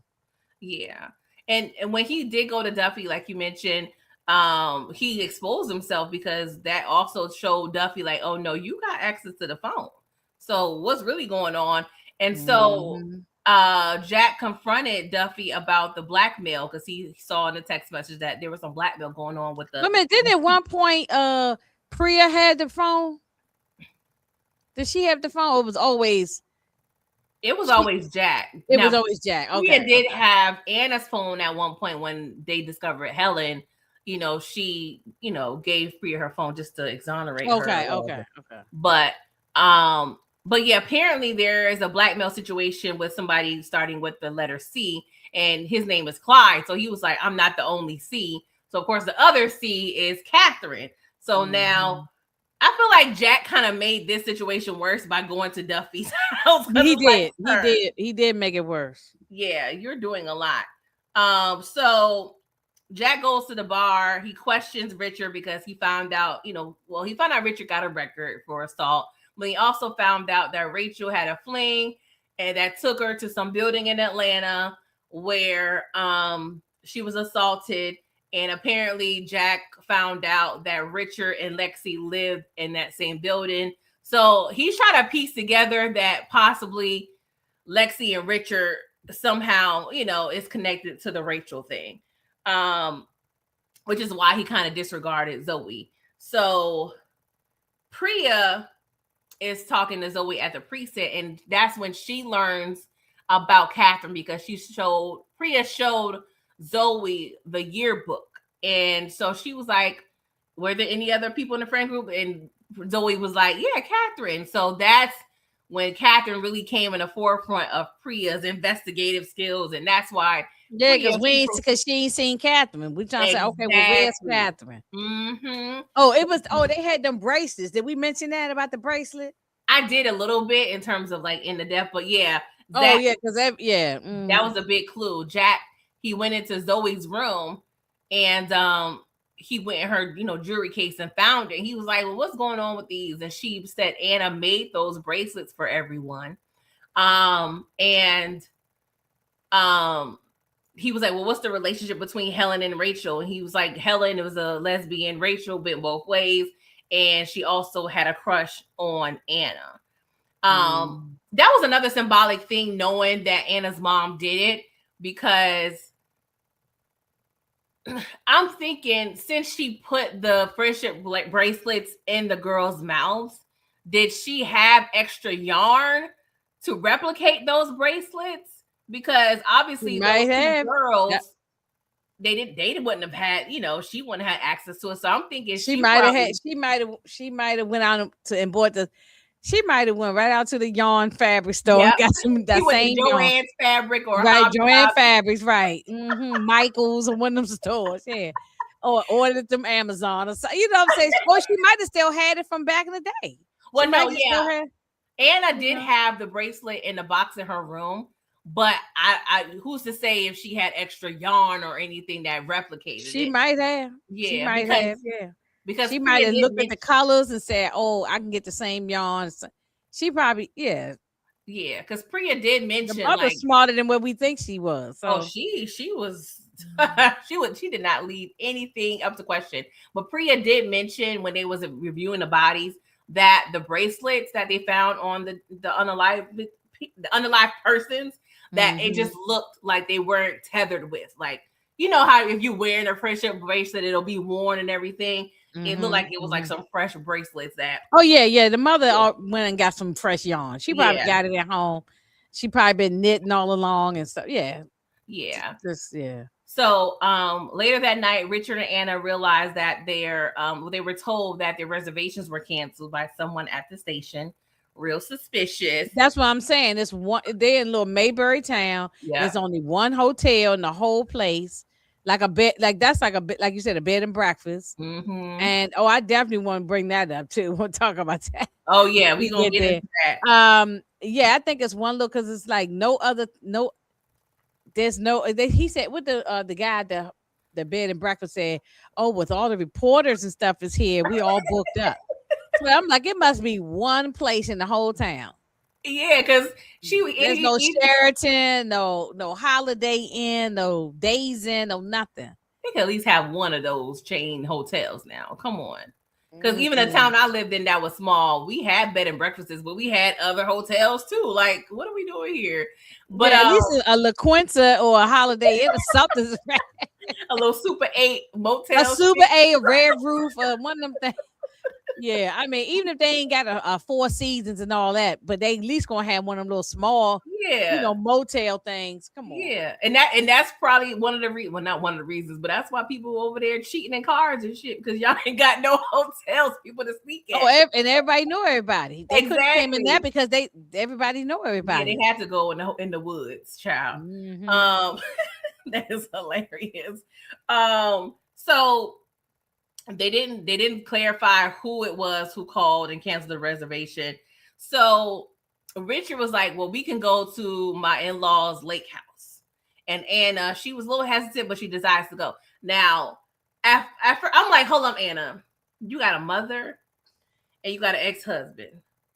Why can't you go over there to their houses? Now, she did say upon entering the hotel that she was looking for a gas station. So it looks like she was low on gas, but I'm like, come on now. And I'd be like, no, I can't go because my mother got, dementia, Alzheimer's, whatever. I need to go and tend to my mother, know? Yeah. Like, because, so I don't know why she would go. And then she was like, well, does she know I'm here? I mean, why would you even? No, that don't even make sense now. Now that I'm thinking about it, I wouldn't have went there. No, like this is my rival. I'm effing you or F you. This nighttime is in the woods. Like, this is all wrong. Like, I was thinking, did he get maybe it's just me, but did he get angry or like a little irritated that remember he asked her about being together at one point and then she turned him down? I forgot what scene it was. There was after the town home. I don't know if you think about after the town home. I said town home. After the town hall, he was trying to get her to it looked like he was trying to hook up, but he said, hook up with her again. Yeah. And she called her, brushed him to the side. Yeah. Yeah. So he seemed a little disappointed, but he didn't seem angry until he had this little monologue at the lake house. That's what that's so. I thought he was going to do something. Had it been Richard, I wouldn't have been shocked. But I think that was too easy. That's the reason why they didn't write it that way. Yeah, it was odd. Like, just the whole setup of it all. I'm like, okay. So Zoe, we see her. She got her drink. She got her edible. She takes and there's no internet up in there. She couldn't get no Wi-Fi. Which is another thing I want to bring up in a minute too. But Zoe, go ahead. Yeah, Zoe takes a bath and we see she gets unalived. Stab. And Jack, he gets home. He's looking at the yearbook. Water's dripping from the ceiling, and he discovers Zoe. Now, I ain't gonna lie, I felt a little bad. I'm glad the little girl wasn't there. Yes, and I was thinking the same thing. Like, thank God she's at a sleepover tonight of all nights because, like, damn, did the mama coordinate that sometime? I don't mean no harm. We ain't doing no repass for her. The mother was trash. Oh, yeah, we're not doing a repass for the mother. She gets No, she gets nothing. No, she no, gets nothing. Matter no. of fact, we just gonna throw in the fire, get cremated, and throw the ashes out in the woods out there where they was. You know what I'm saying? Just throw Yeah, them I out in the felt woods bad for where, Jack yeah. though. I felt bad because he blamed himself because he's like, dang, I told her she'll be safe. I told her she would be safe, and she knew she was next, and she was right. So he gets a call from Anna, and this is the part that kind of maybe you He can told clarify. her to stay at the station though. She did mess up there. He Yeah. said stay at the station. Had she stayed at the station, the police station, the mother wouldn't have been able to get to her. Yeah. You You're know, right. but she went home, and I knew it was something strange. It looked like somebody was looking through the windows. Didn't it look like that? Yeah, When it she looked went to like go lock the door, this before she yeah. even got into the bathtub. It looked like somebody was in the shadows. Yeah, it was giving scary movie. It was giving like creaks and that's why I said I don't know who this could have been. I that's why I didn't get the mother at first. I was thrown off guard with that. So you mentioned, right? Richard said there was no service at the lake house, so Anna was trying to get an Uber, and Uber coming way out there. They're gonna charge you a lot of money. Exactly, but she might got no change. They ain't coming out there. She must have some money saved up, girl, because you ain't worked for a year and you was still straight. Okay, I ain't mad at you. Oh yeah, she probably was doing good. Well, she was a new, probably the top news anchor. She probably was doing well. Yeah, but they but I don't see no Uber coming out there. No, that was so far. Yeah, they was deep into the woods. Yeah, I didn't like that. But upon Richard, he went off in that lake house somewhere. And she's peeping the scene, and she eventually looks at the wall and discovers that Catherine is MF and Lacey. And she's like, oh, it's so she calls Jack and gets through. And I'm like, how you get through all of a sudden? Like, all of a sudden, yeah. I don't know if that's just a plot hole or something, but I'm like, how you get through now? I guess the Wi-Fi just worked that particular moment. Yeah, I was thinking that too. I had to justify it and say that, I thought that Lacey and Richard probably was working together. Yeah, I mean, they didn't say this. This is just what I believe. I bet you if I read the book, it might. I bet you he got to been in on this. Well, I did hear that they did change things from the book. I'm not okay. But I did hear they switched some things around. Oh, okay. Okay. So she gets a hold of Jack. As she's talking to Jack, he tells her that he just found Zoe, and she tells him, hey, I'm at the lake house and these MF are trying to murk me. And so he's like, I'm coming in. I don't know why. I love his accent. I'm not sure where John Berthal is from, but his accent is just so it's so I'm not sure. Yeah. So as he's leaving the lake house, Priya pulls up and is like, sir, too much going on. Like you are real suspicious and guilty. So she tries to pretty much apprehend him. So what do you think about that part, Inga? When what's her name? Priya. Yeah. When Priya showed up, this is when he was already full of blood from seeing Zoe. Yeah, it looked bad. It looked bad though. It looked bad because it looked like if you didn't know anything and you just walked up, you would think he did it. Yeah, he's guilty. If you didn't know anything, and that's what Priya thought. Yeah, and I understand why Priya thought that Jack was guilty of anything. I understand it because he was moving real crazy, just like out of time. We keep going talking about that. He was moving real crazy. He was jittery all the time. He was lying. Priya was catching him in lies, saying, oh, I'm looking for my wedding ring. And she said, man, you ain't wore a wedding ring in over a year or something. Years some change. I ain't never seen you wear no wedding ring. Yeah. I've been here over a year. I ain't never seen you wear no ring. So it was a lot of things that she knew he was lying about. Yeah. So I can understand why she put the blicky in his face and said, stop. Yeah. You under arrest. Don't go. Don't move. Yeah, it was the boot. I understand why he had to bust upside her head too. Oh, he had to. He's like, I got to get my wife. Like, girl, I understand. Yeah, he can't keep sitting there going back and forth with her. Then something would have happened. Yeah, like Jack had so much going on because Priya learned that the DNA samples They were, two different, pretty much they were, I can't think of the word I'm trying to say, but the sample he provided, that was a mess. He had the boot situation. He was the only one with a size 10 Timberland boot. Like he was over there. He was just doing a lot. A second. I'm sorry, I mean to cut you off. Go ahead. I just looked him up. John Birth. He from DC. I knew I loved him. He from Washington, DC. I knew I loved him. Okay, I'm gonna find out where he from. He 49 years old. He'll be 50 this year in September. Okay. Oh, wait a minute. September 20. Wait a minute. I think he a Libra. Oh, I really love him. Oh yeah. Oh yeah. I knew he was the shit. I knew he was. Yeah, I just happened to look because I was wondering where he was from. Yeah, but he don't have. But his accent don't sound like a DC accent. No, it's So that's maybe he was born or grew up there and moved somewhere else. I don't know. I'm just guessing because he went to school in Harvard. At Harvard. Oh, really? Okay. Yeah, that's where he went to school at. So maybe he got he sounded because I thought maybe he's from Boston or somewhere like that. Yeah, I'm not sure. Monique said Priya had every right to be suspicious of Jack because he lied about stuff. And the phone records was a big one because Priya been like, but that him canceling the phone records, that was she had every right to be suspicious. Yeah, that's what I'm saying. Because he was doing a lot, hiding the phone, lying about his whereabouts. Yeah, he was definitely suspicious.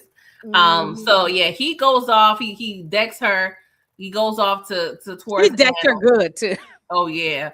I mean, just enough. That's enough to really completely damage her, just to knock her out for a little bit. Meanwhile, Anna, this was odd. Richard had this whole thing when he found that Anna was talking to Jack on the phone. He was like, "Who are you talking to?" Blah blah blah. Then he went to this whole thing about rich people and privilege and do what they want. And Anna was like, "No, I'm not one of these people." But you probably didn't grow up rich, Anna, but probably to Richard, you're probably she didn't grow up rich. Yeah, her mother was a working class woman, so she didn't grow up with no money. Yeah, the mother was the help. Yeah, but he probably didn't have that. He don't know her childhood. He just see her as well-to-do now. But it was that point. I'm like, all right, Richard, what are you about to do, sir? But Anna, she had a blicky, which I don't know why he forgot because he mentioned it before. He found the blicky in her purse. So she, of course, didn't seem like she really. Thank goodness she had it. Yeah, so she used all the bullets. She was able to kind of, she was like, lock him out. And we see Lexi. She just come in the scene, and they start having this girl fight, and it was a lot. Then it comes to a point where they, they pretty much fell on their glass or her Lexi's glass table, so they was kind of disoriented.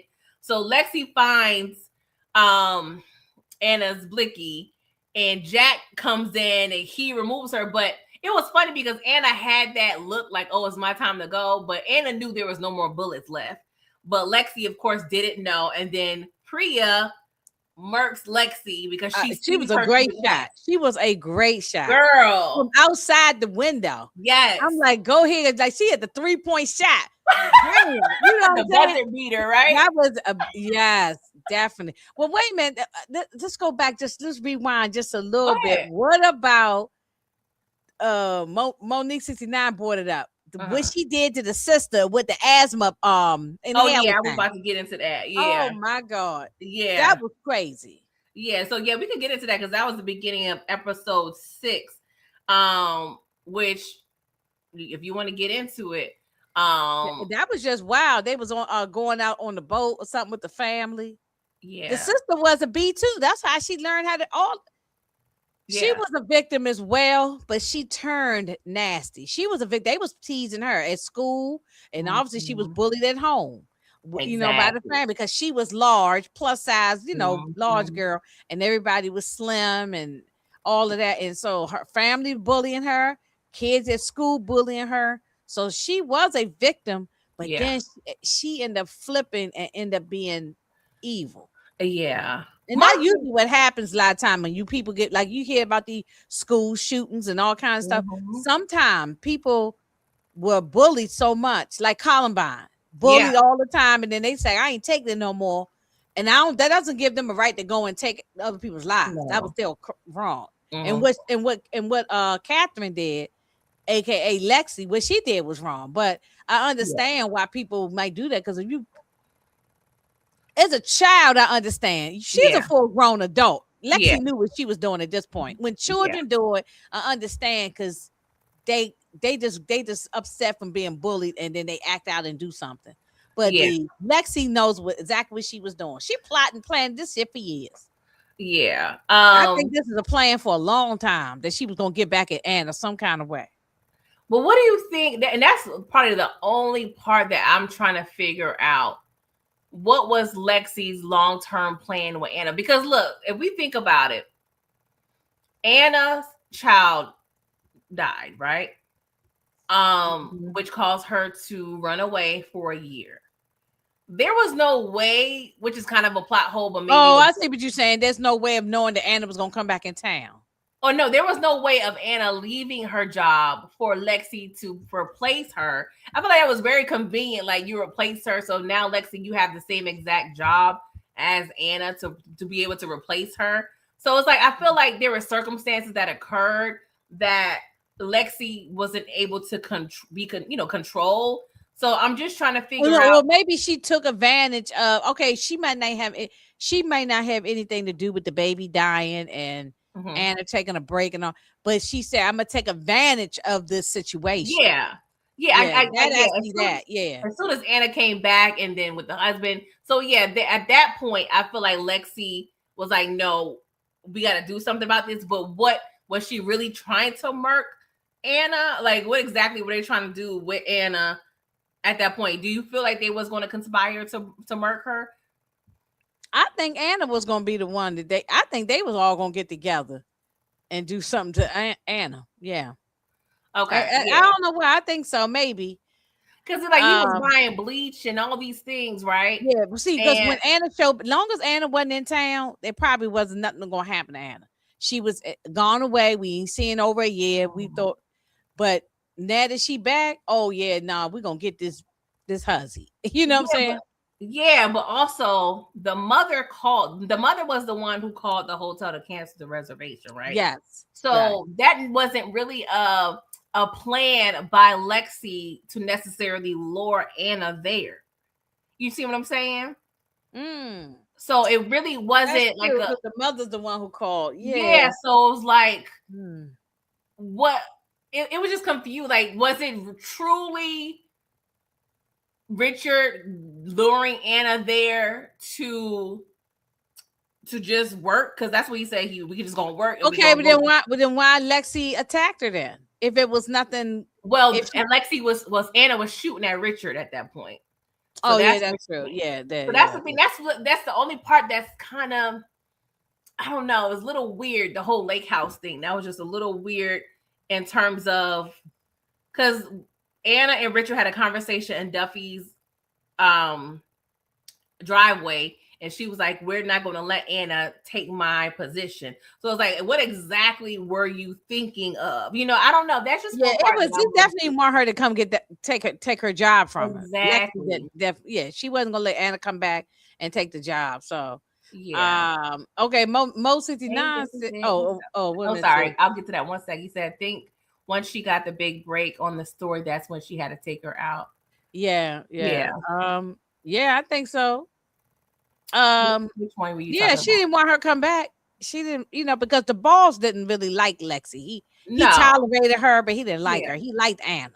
Yeah, he probably had a lot of years with Anna, and that's what he preferred. But that whole lake house thing was interesting. But yes, one other question for you, Inga. Now Lexi, the real Lexi, because that was funny, because that's the sister's new nickname when the flashback. She was like, "No, my new name is," because her first name was Andrea. She took her sister's name. Yeah. But what would cause her to know that she would need her asthma pump? But just like the day I went out for a little walk and my allergies was bothering me. So she already know that I'm going out here on the boat. Maybe the atmosphere, the wind, all of that is going to upset my asthma. I don't have asthma, but you might know that if your allergies or asthma, whatever, it might act up. And maybe they didn't get into any of this. I'm just throwing this out there. No. There's some people who have to have their pump with them all the time. Yeah, I got asthma. Yeah. Some people have to have it with them 24/7. So she might have keep it in her purse all the time, and she left it on the counter in the kitchen. And she said, "Don't forget, bring my after she talked crap to her though, don't forget my I mean, I agree with Mo, but that doesn't mean she should be taken out. But the sister was Yeah, but she definitely was a butthole too, But it was just weird because I'm like, I don't, like I said, I have asthma. I keep my pump with me all day, every day. But I just know I wouldn't put myself in positions where I'm on a boat in the middle of a lake. I don't know. I steer away from situations where, because asthma, your inhaler is going to help you, but it's not necessarily going to cure what you have. You know what I'm saying? Like, it could get worse, and you may need other things to get your breathing back right. Mom said, the mom told her, Shayna said, to make sure you bring your pump. Yeah, I got all of that. She probably has asthma on her, like she probably have a flare up at any given time. So bring your pump with you where you go. Yeah, I know for the sake of the story, but I'm still just a person who has asthma. I'm not going, if I know going on the boat is life-threatening to me, even though asthma, I consider it life-threatening because I've have been hospitalized. As a parent, I'm not putting my child on no boat, even though she may have asthma. Like, no, I'm not. I'm sorry. It's just because I've been through a lot of breathing issues. So I'm just not going to be on the boat every weekend. I don't know if it's see, we don't know. They ain't get into all of this. I know, but I'm getting too deep. We don't know if it's a boat issue. Maybe she could have been sitting in the kitchen and just had an asthma attack. I mean, so it could be anywhere. But they probably would have been able to call 911, or I don't know. They may have had other things like a nebulizer thing. But I just feel like it's really reckless for you to be out. My son used to have a nebulizer and all that stuff, but he grew out of it. When he was a kid, he had asthma problems, but now he grew out of it. Thank goodness. Because I used to, I stayed in the hospital with the asthma stuff. So when he was little.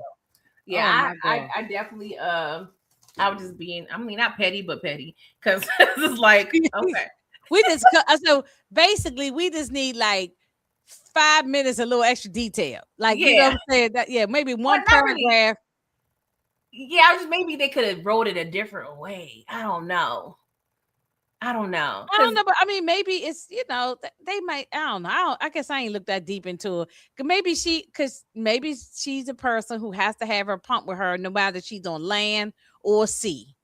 No, so she said, don't forget to grab your pump, and maybe the wind from the boat causes her to have problems. Yeah, but you're right, I guess. But ain't no way to call 911 if you're on the thing. That's what I'm saying. And then she didn't even get off the dock, and she was that was crazy. She put that thing behind her back and was and it was slow. Like most inhalers, you get at least 200 pumps. Like, that's a whole other thing. I'm just gonna be quiet. Yeah. I'm gonna let that go. She was pumping the hell out that thing, getting all the stuff out of it. I'm gonna let it go. Then you're right, because soon as she gets on there, she had an asthma attack.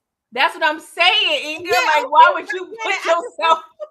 Yes, they hadn't even gone into the water yet. They were still at the dock. But they had not gone. Like, we didn't see the boat take off or nothing. No, when I rewatched it, they were like, when she had the attack, they were like in the middle of they was in you're right. No, I'm wrong. No, you're right. I'm right. They were already out in the middle of the water. That's true. But I remember that. Like, why would you? I remember that. Yeah. No, they had.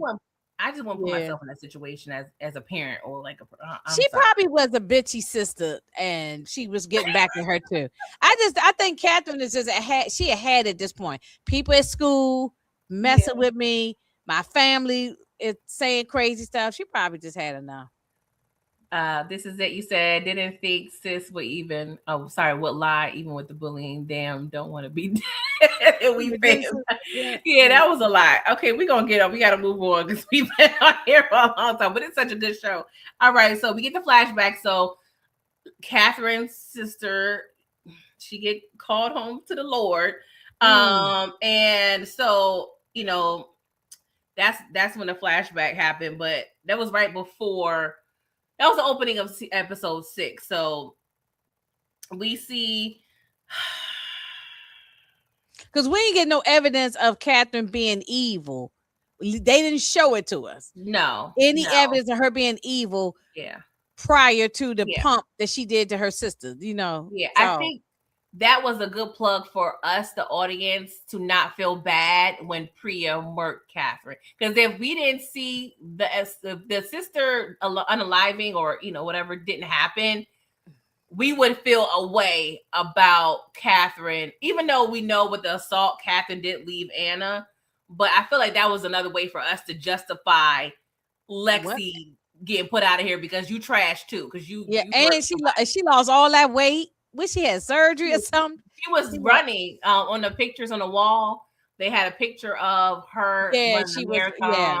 So she lost all that weight because that was a big girl. You know what I'm saying? So she lost all that weight. She had surgery too, but it was showing and changed her whole identity. And then what does her family and them say? She changed her whole face and everything. Yeah, they give us all that information, but stealing your sister's identity is wow. Yeah, she took her name on that Zempic. Yeah, she might have been. Yeah. So when Priya murks Lexi, right? I'm like, okay, cool. We wrapped it all up, right? And then I'm like, hold up. The credits or something start. I mean, not the credits, but they do the little, his and hers on the screen. Like, I'm like, hold up, it's only 10 minutes in. Like, I was like, okay, something else is going to happen because they wrapped this part up way too early. So Anna and Jack, they're outside of Lake House. It seems like a few hours has passed because it's daybreak now. And Anna tells Jack about the whole situation with the Sweet 16.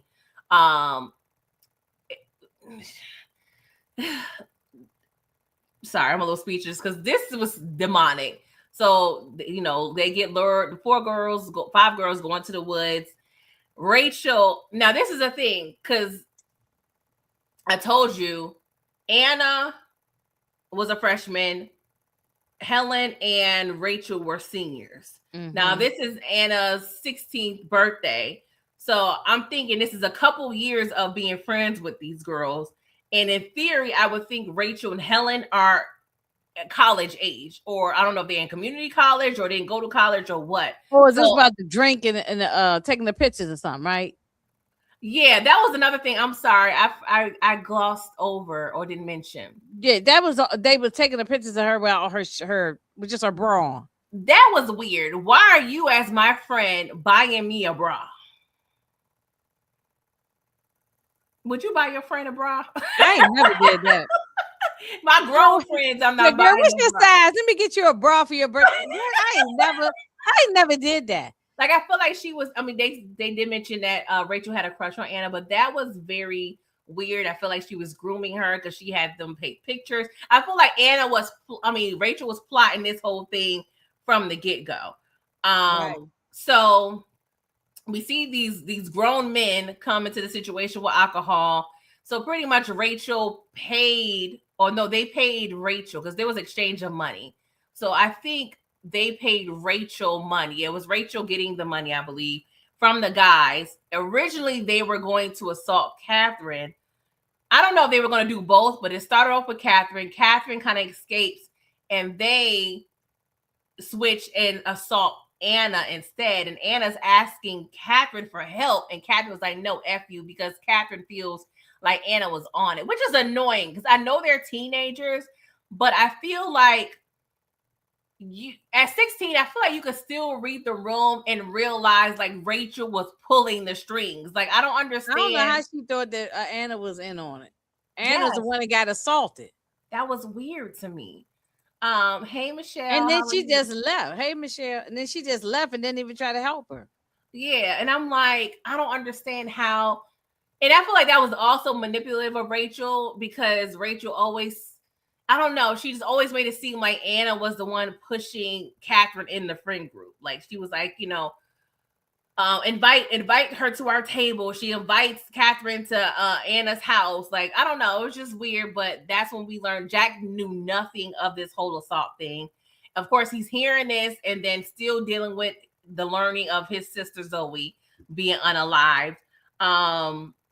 So Priya, her name is Priya Patel, she goes into Catherine's room because they're in her lake house home. That she finds the nail clippings of Rachel, the murder weapon, and the sheriff was explaining how when he went to the coroner or to view the body or what have you, Catherine was looking at her sister's body, eating Krispy Kremes and laughing. That girl was sick. Yeah, I'm with Shayna and mostly deny. She been crazy. Oh my god! I think it just came out. We didn't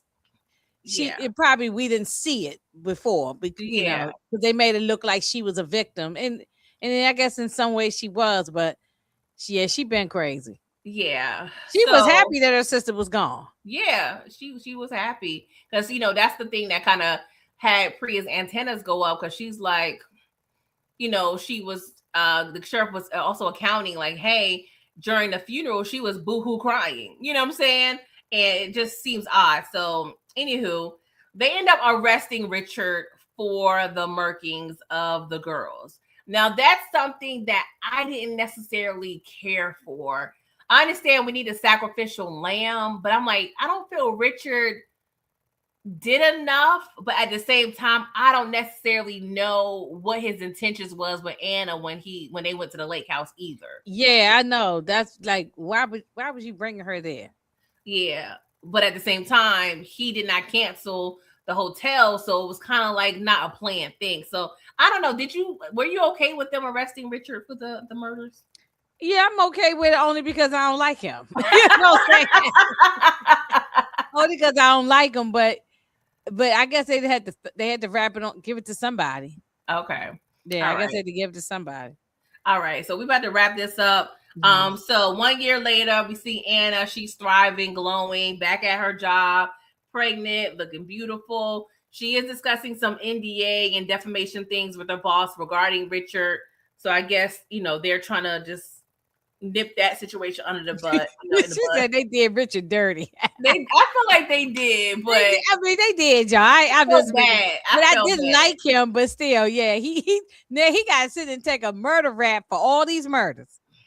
Oh, he never getting out of prison. But I really feel like if he had a good lawyer, there had to have been a way for him to get out of that, right? Because in theory, and how did he unalive Zoe when they was all the way in the cabin together? That's the thing. I feel like there's still a way for him to get out of that, but he don't have a lot of money, so he probably is going to have like a public defender or a crappy lawyer. So he ain't got Johnny Cochran or nobody. So I feel like he's going to have wife is gone. Yeah, so he on his own. Unless she had money and didn't have a prenup, but she probably had a prenup. Who knows? Because she kind of come from money too.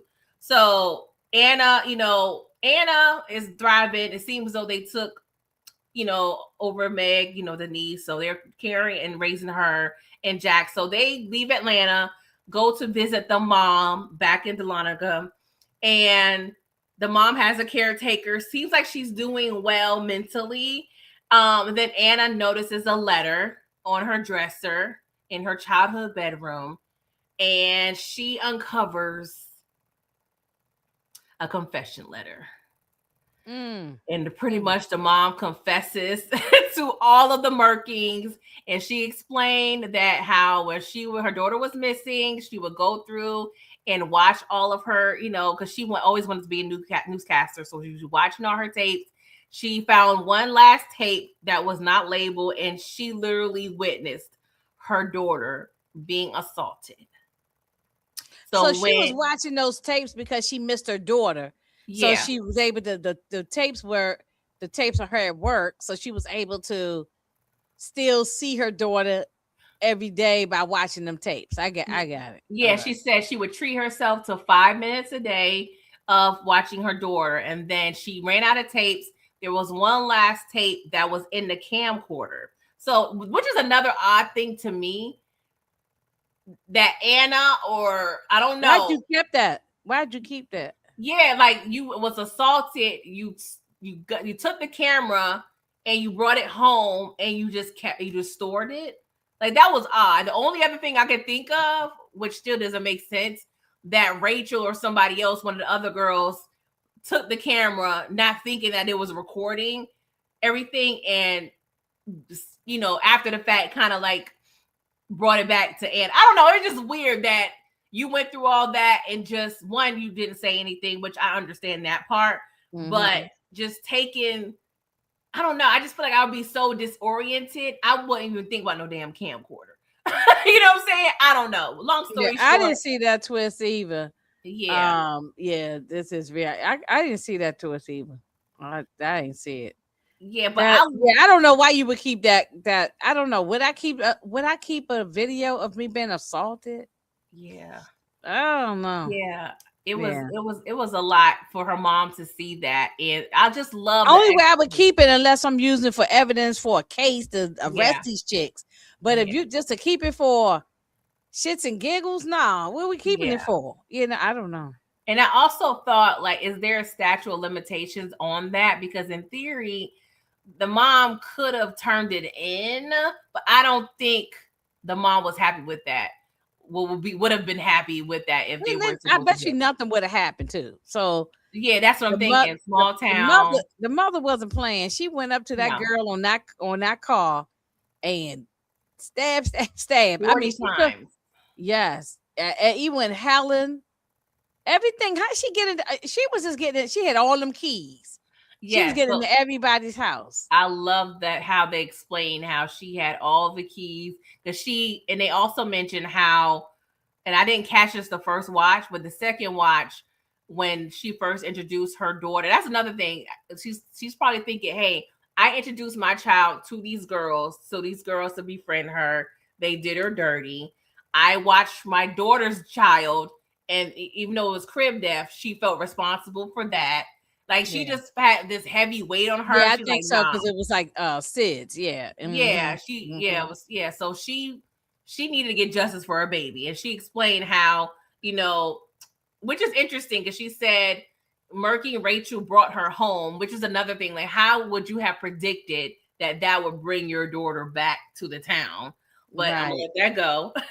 She said Murky Helen kept her in town, and then Murky Zoe gave her the family that she lost. So I did love the explanation of everything and how she was able to navigate and move around and had access to all these places. Like, it was such a great twist. Like, let me know your thoughts on that. Now she the grandmama to the little girl. You know what I'm saying? So that's another secret. Yeah, that was a lot. That was a lot. Yeah, the mother, I mean, she was I don't know. Some people might think maybe it's not believable or whatever, but the mother was getting around town. It was the mother. I thought it was a great twist. Me too. The mother was getting around town, and she was taking care of. She said, "Look, I got this daughter. I got this." Yeah. The mother said, "I'm taking care of this." Yeah, I think she felt guilty for a lot of things. I bring you into this situation, and then all this stuff happens, and so I need it. But Anna looked so suspicious the whole time. Yes, just her face looked so suspicious.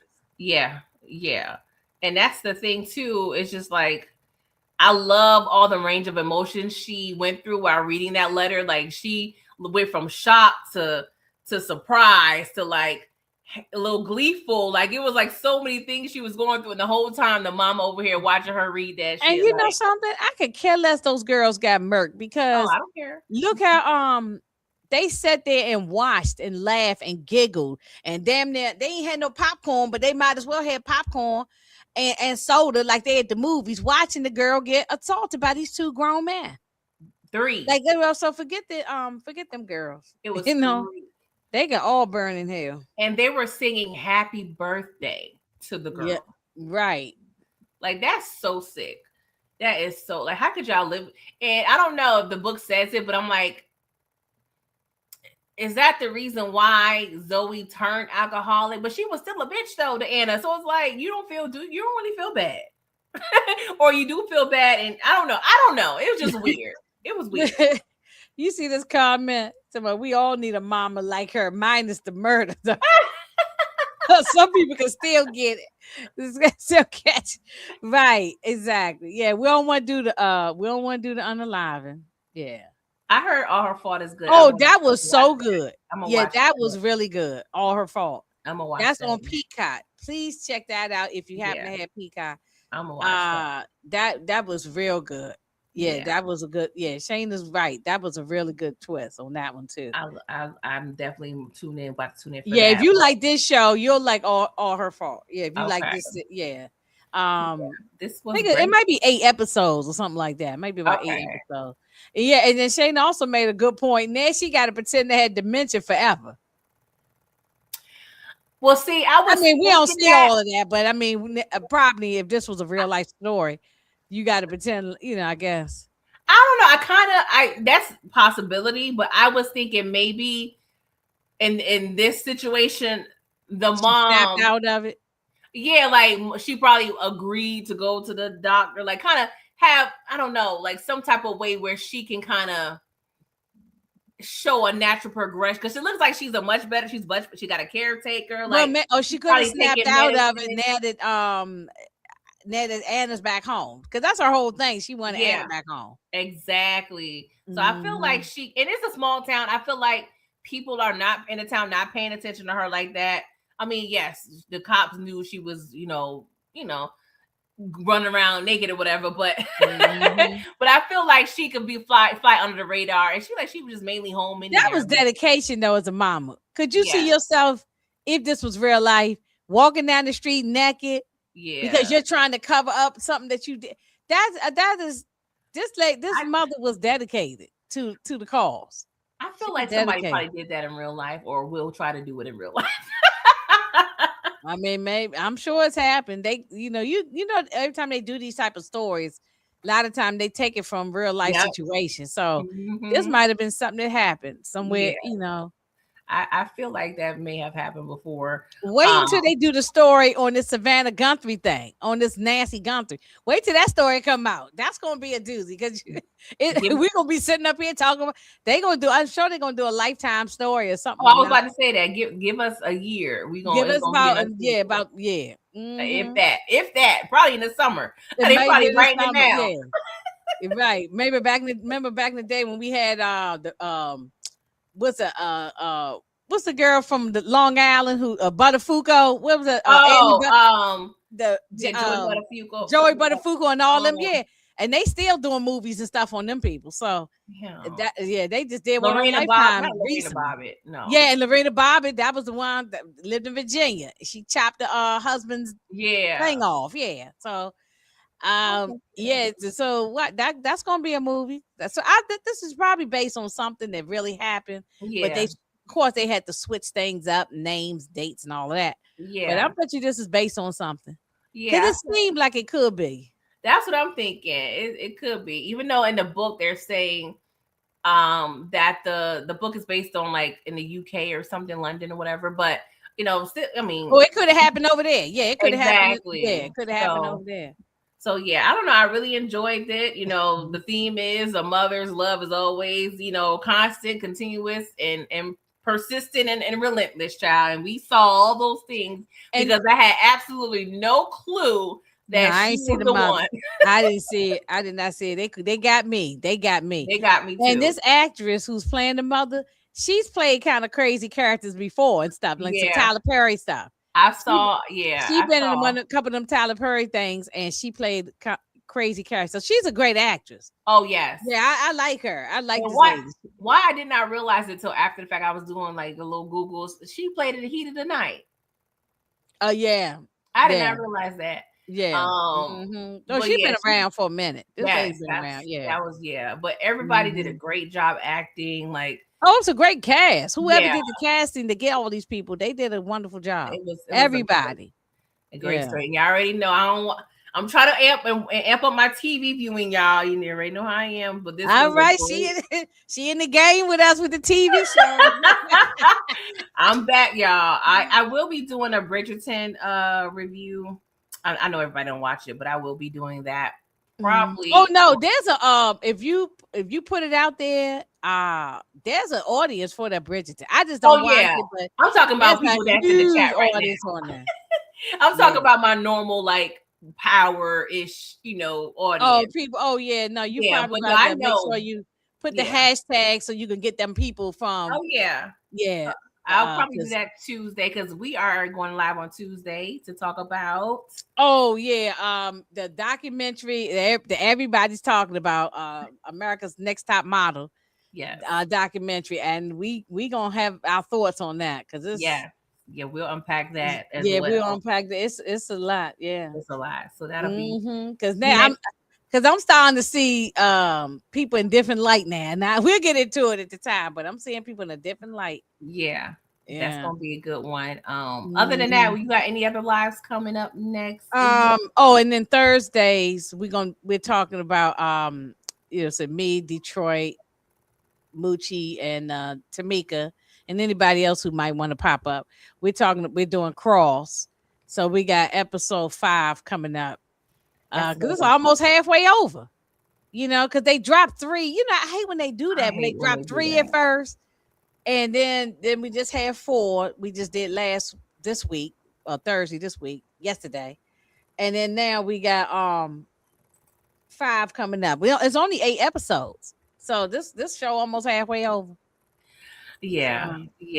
I want to get into Cross too, so I'm try to get me a little TV schedule going on so I could be up to date with y'all. I just finished Breaking Bad. I may do a little video. Breaking Bad is good. I'm literally like 20 years behind. It's on my list of top shows. Breaking Bad. I love it. It was an awesome show. So I finally finished that. But yeah, that's it. You guys, thank y'all for coming through. I know this live is gonna be a little longer than anticipated, but we had to break down 6 episodes. It's all right. But it's hard to wrap it up in an hour. Yeah, it's fine. Yeah. It's fine. It's our bedtime. Well, not really, but we gotta work in the morning, you guys. So Inga, anything else you want to talk? Oh, what time on Thursday? 9:05 p.m. Oh yeah. On my channel, Inga's what is my channel? Inga _71. Inga INGA _71. Yeah. So yeah, that I'm hosting it, but if Moochie and Tamika, they all streaming it on my from their pages too. So okay.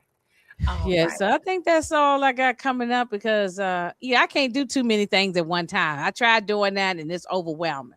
So 1 or 2 things is all I can do. Oh, drop the link in the chat. Oh, wait, hold on. Yeah, this is it. There is 3 guys, but they have their own channel and I follow them and they have a great channel. They do a lot of reactions and stuff. So okay, let me see if I can get the link real quick before we get out of here because I don't be having it all together. I'm thinking he was talking about the link for in the chat for next week, but he could be talking about this. Oh, okay. Wait a minute. Yeah, I think. Yeah. Yes. Yes. Inga _71. So even if you put in the search box, Inga _ gotta put the underscore because there is another Inga. I don't know who that chick is. She better get the heck up out of here. But some other Inga, so I had to change it to Inga because it was getting confusing. People I don't like that. They thought it was I was some Asian lady or something. It's another Asian lady. It's somebody else who got an Inga. I don't like this Catherine Lexi mess. What's going on? Right. Exactly. Okay, let me ask this real fast when we do that. Why do you think they called it his and hers? I was thinking when I first, started watching the show, I was thinking his and her side of the story. That's what I was thinking. I was thinking his and her side of the story, his and her perspectives. Because they kind of toggle between, they following Anna and then following Jack, following Anna, following Jack. And then, they both had, their own. Yeah, that's true. Yeah, that's that's a good way of looking at it. That's how I thought of it. I mean, I think people. Yeah, no, I think that's true. That's true. Yeah. But yeah. everybody kept telling me to watch this, and so it took me a while to watch it, but I finally got. I'm always late to all the shows, but as soon as me too. I'm here now, so. Yes, you guys. So I'm trying to be a little more active on my channel, so please stay tuned. And I'll be trying to pop up a little more this year. But other than that, I got chores to do, you guys, and bedtime. Well, it's Friday. Yeah, it's Friday. Yeah, I have to work tomorrow. Don't. I was just thinking. I said, "Oh, she got to work." Yeah, because I ain't working tomorrow. I got stuff to, Yeah, I have days. I have mornings like that where I wake up and be like, "What day is it?" Maybe you can sleep in a little bit later because you ain't got to get up and get ready for work or nephew activities. So I got. Oh, that's right. Right. Yeah. My Saturdays are. But it's cool. It's all in fun. It's okay. See, this is what we had to tell ourselves as mothers. Yeah. Oh, it's okay. Yeah, I love it. Yeah, I used to have to be at basketball practice or when my son was on a bowling league when he was, man, I used to have to get up early Saturday morning. I'd be cranky as hell. I know. And I was like, but my thing is, no, in the long run, it's for them. But I'm just saying, this is selfishness. I wanted to be in bed. Oh no, yeah, I love sleeping on the weekends, but I justify it like, hey, we do this early in the morning. I run my errands early, and I'm back home by noon, and then the rest of the day is mine. So that's how I justify. No, that's a good way. Yeah, the things because I love sleeping in, child. Right. But thank you guys for coming through, and thank you for having me. Thank you, Inga. And the live. Thank you for everybody in the chat. Bye bye, y'all.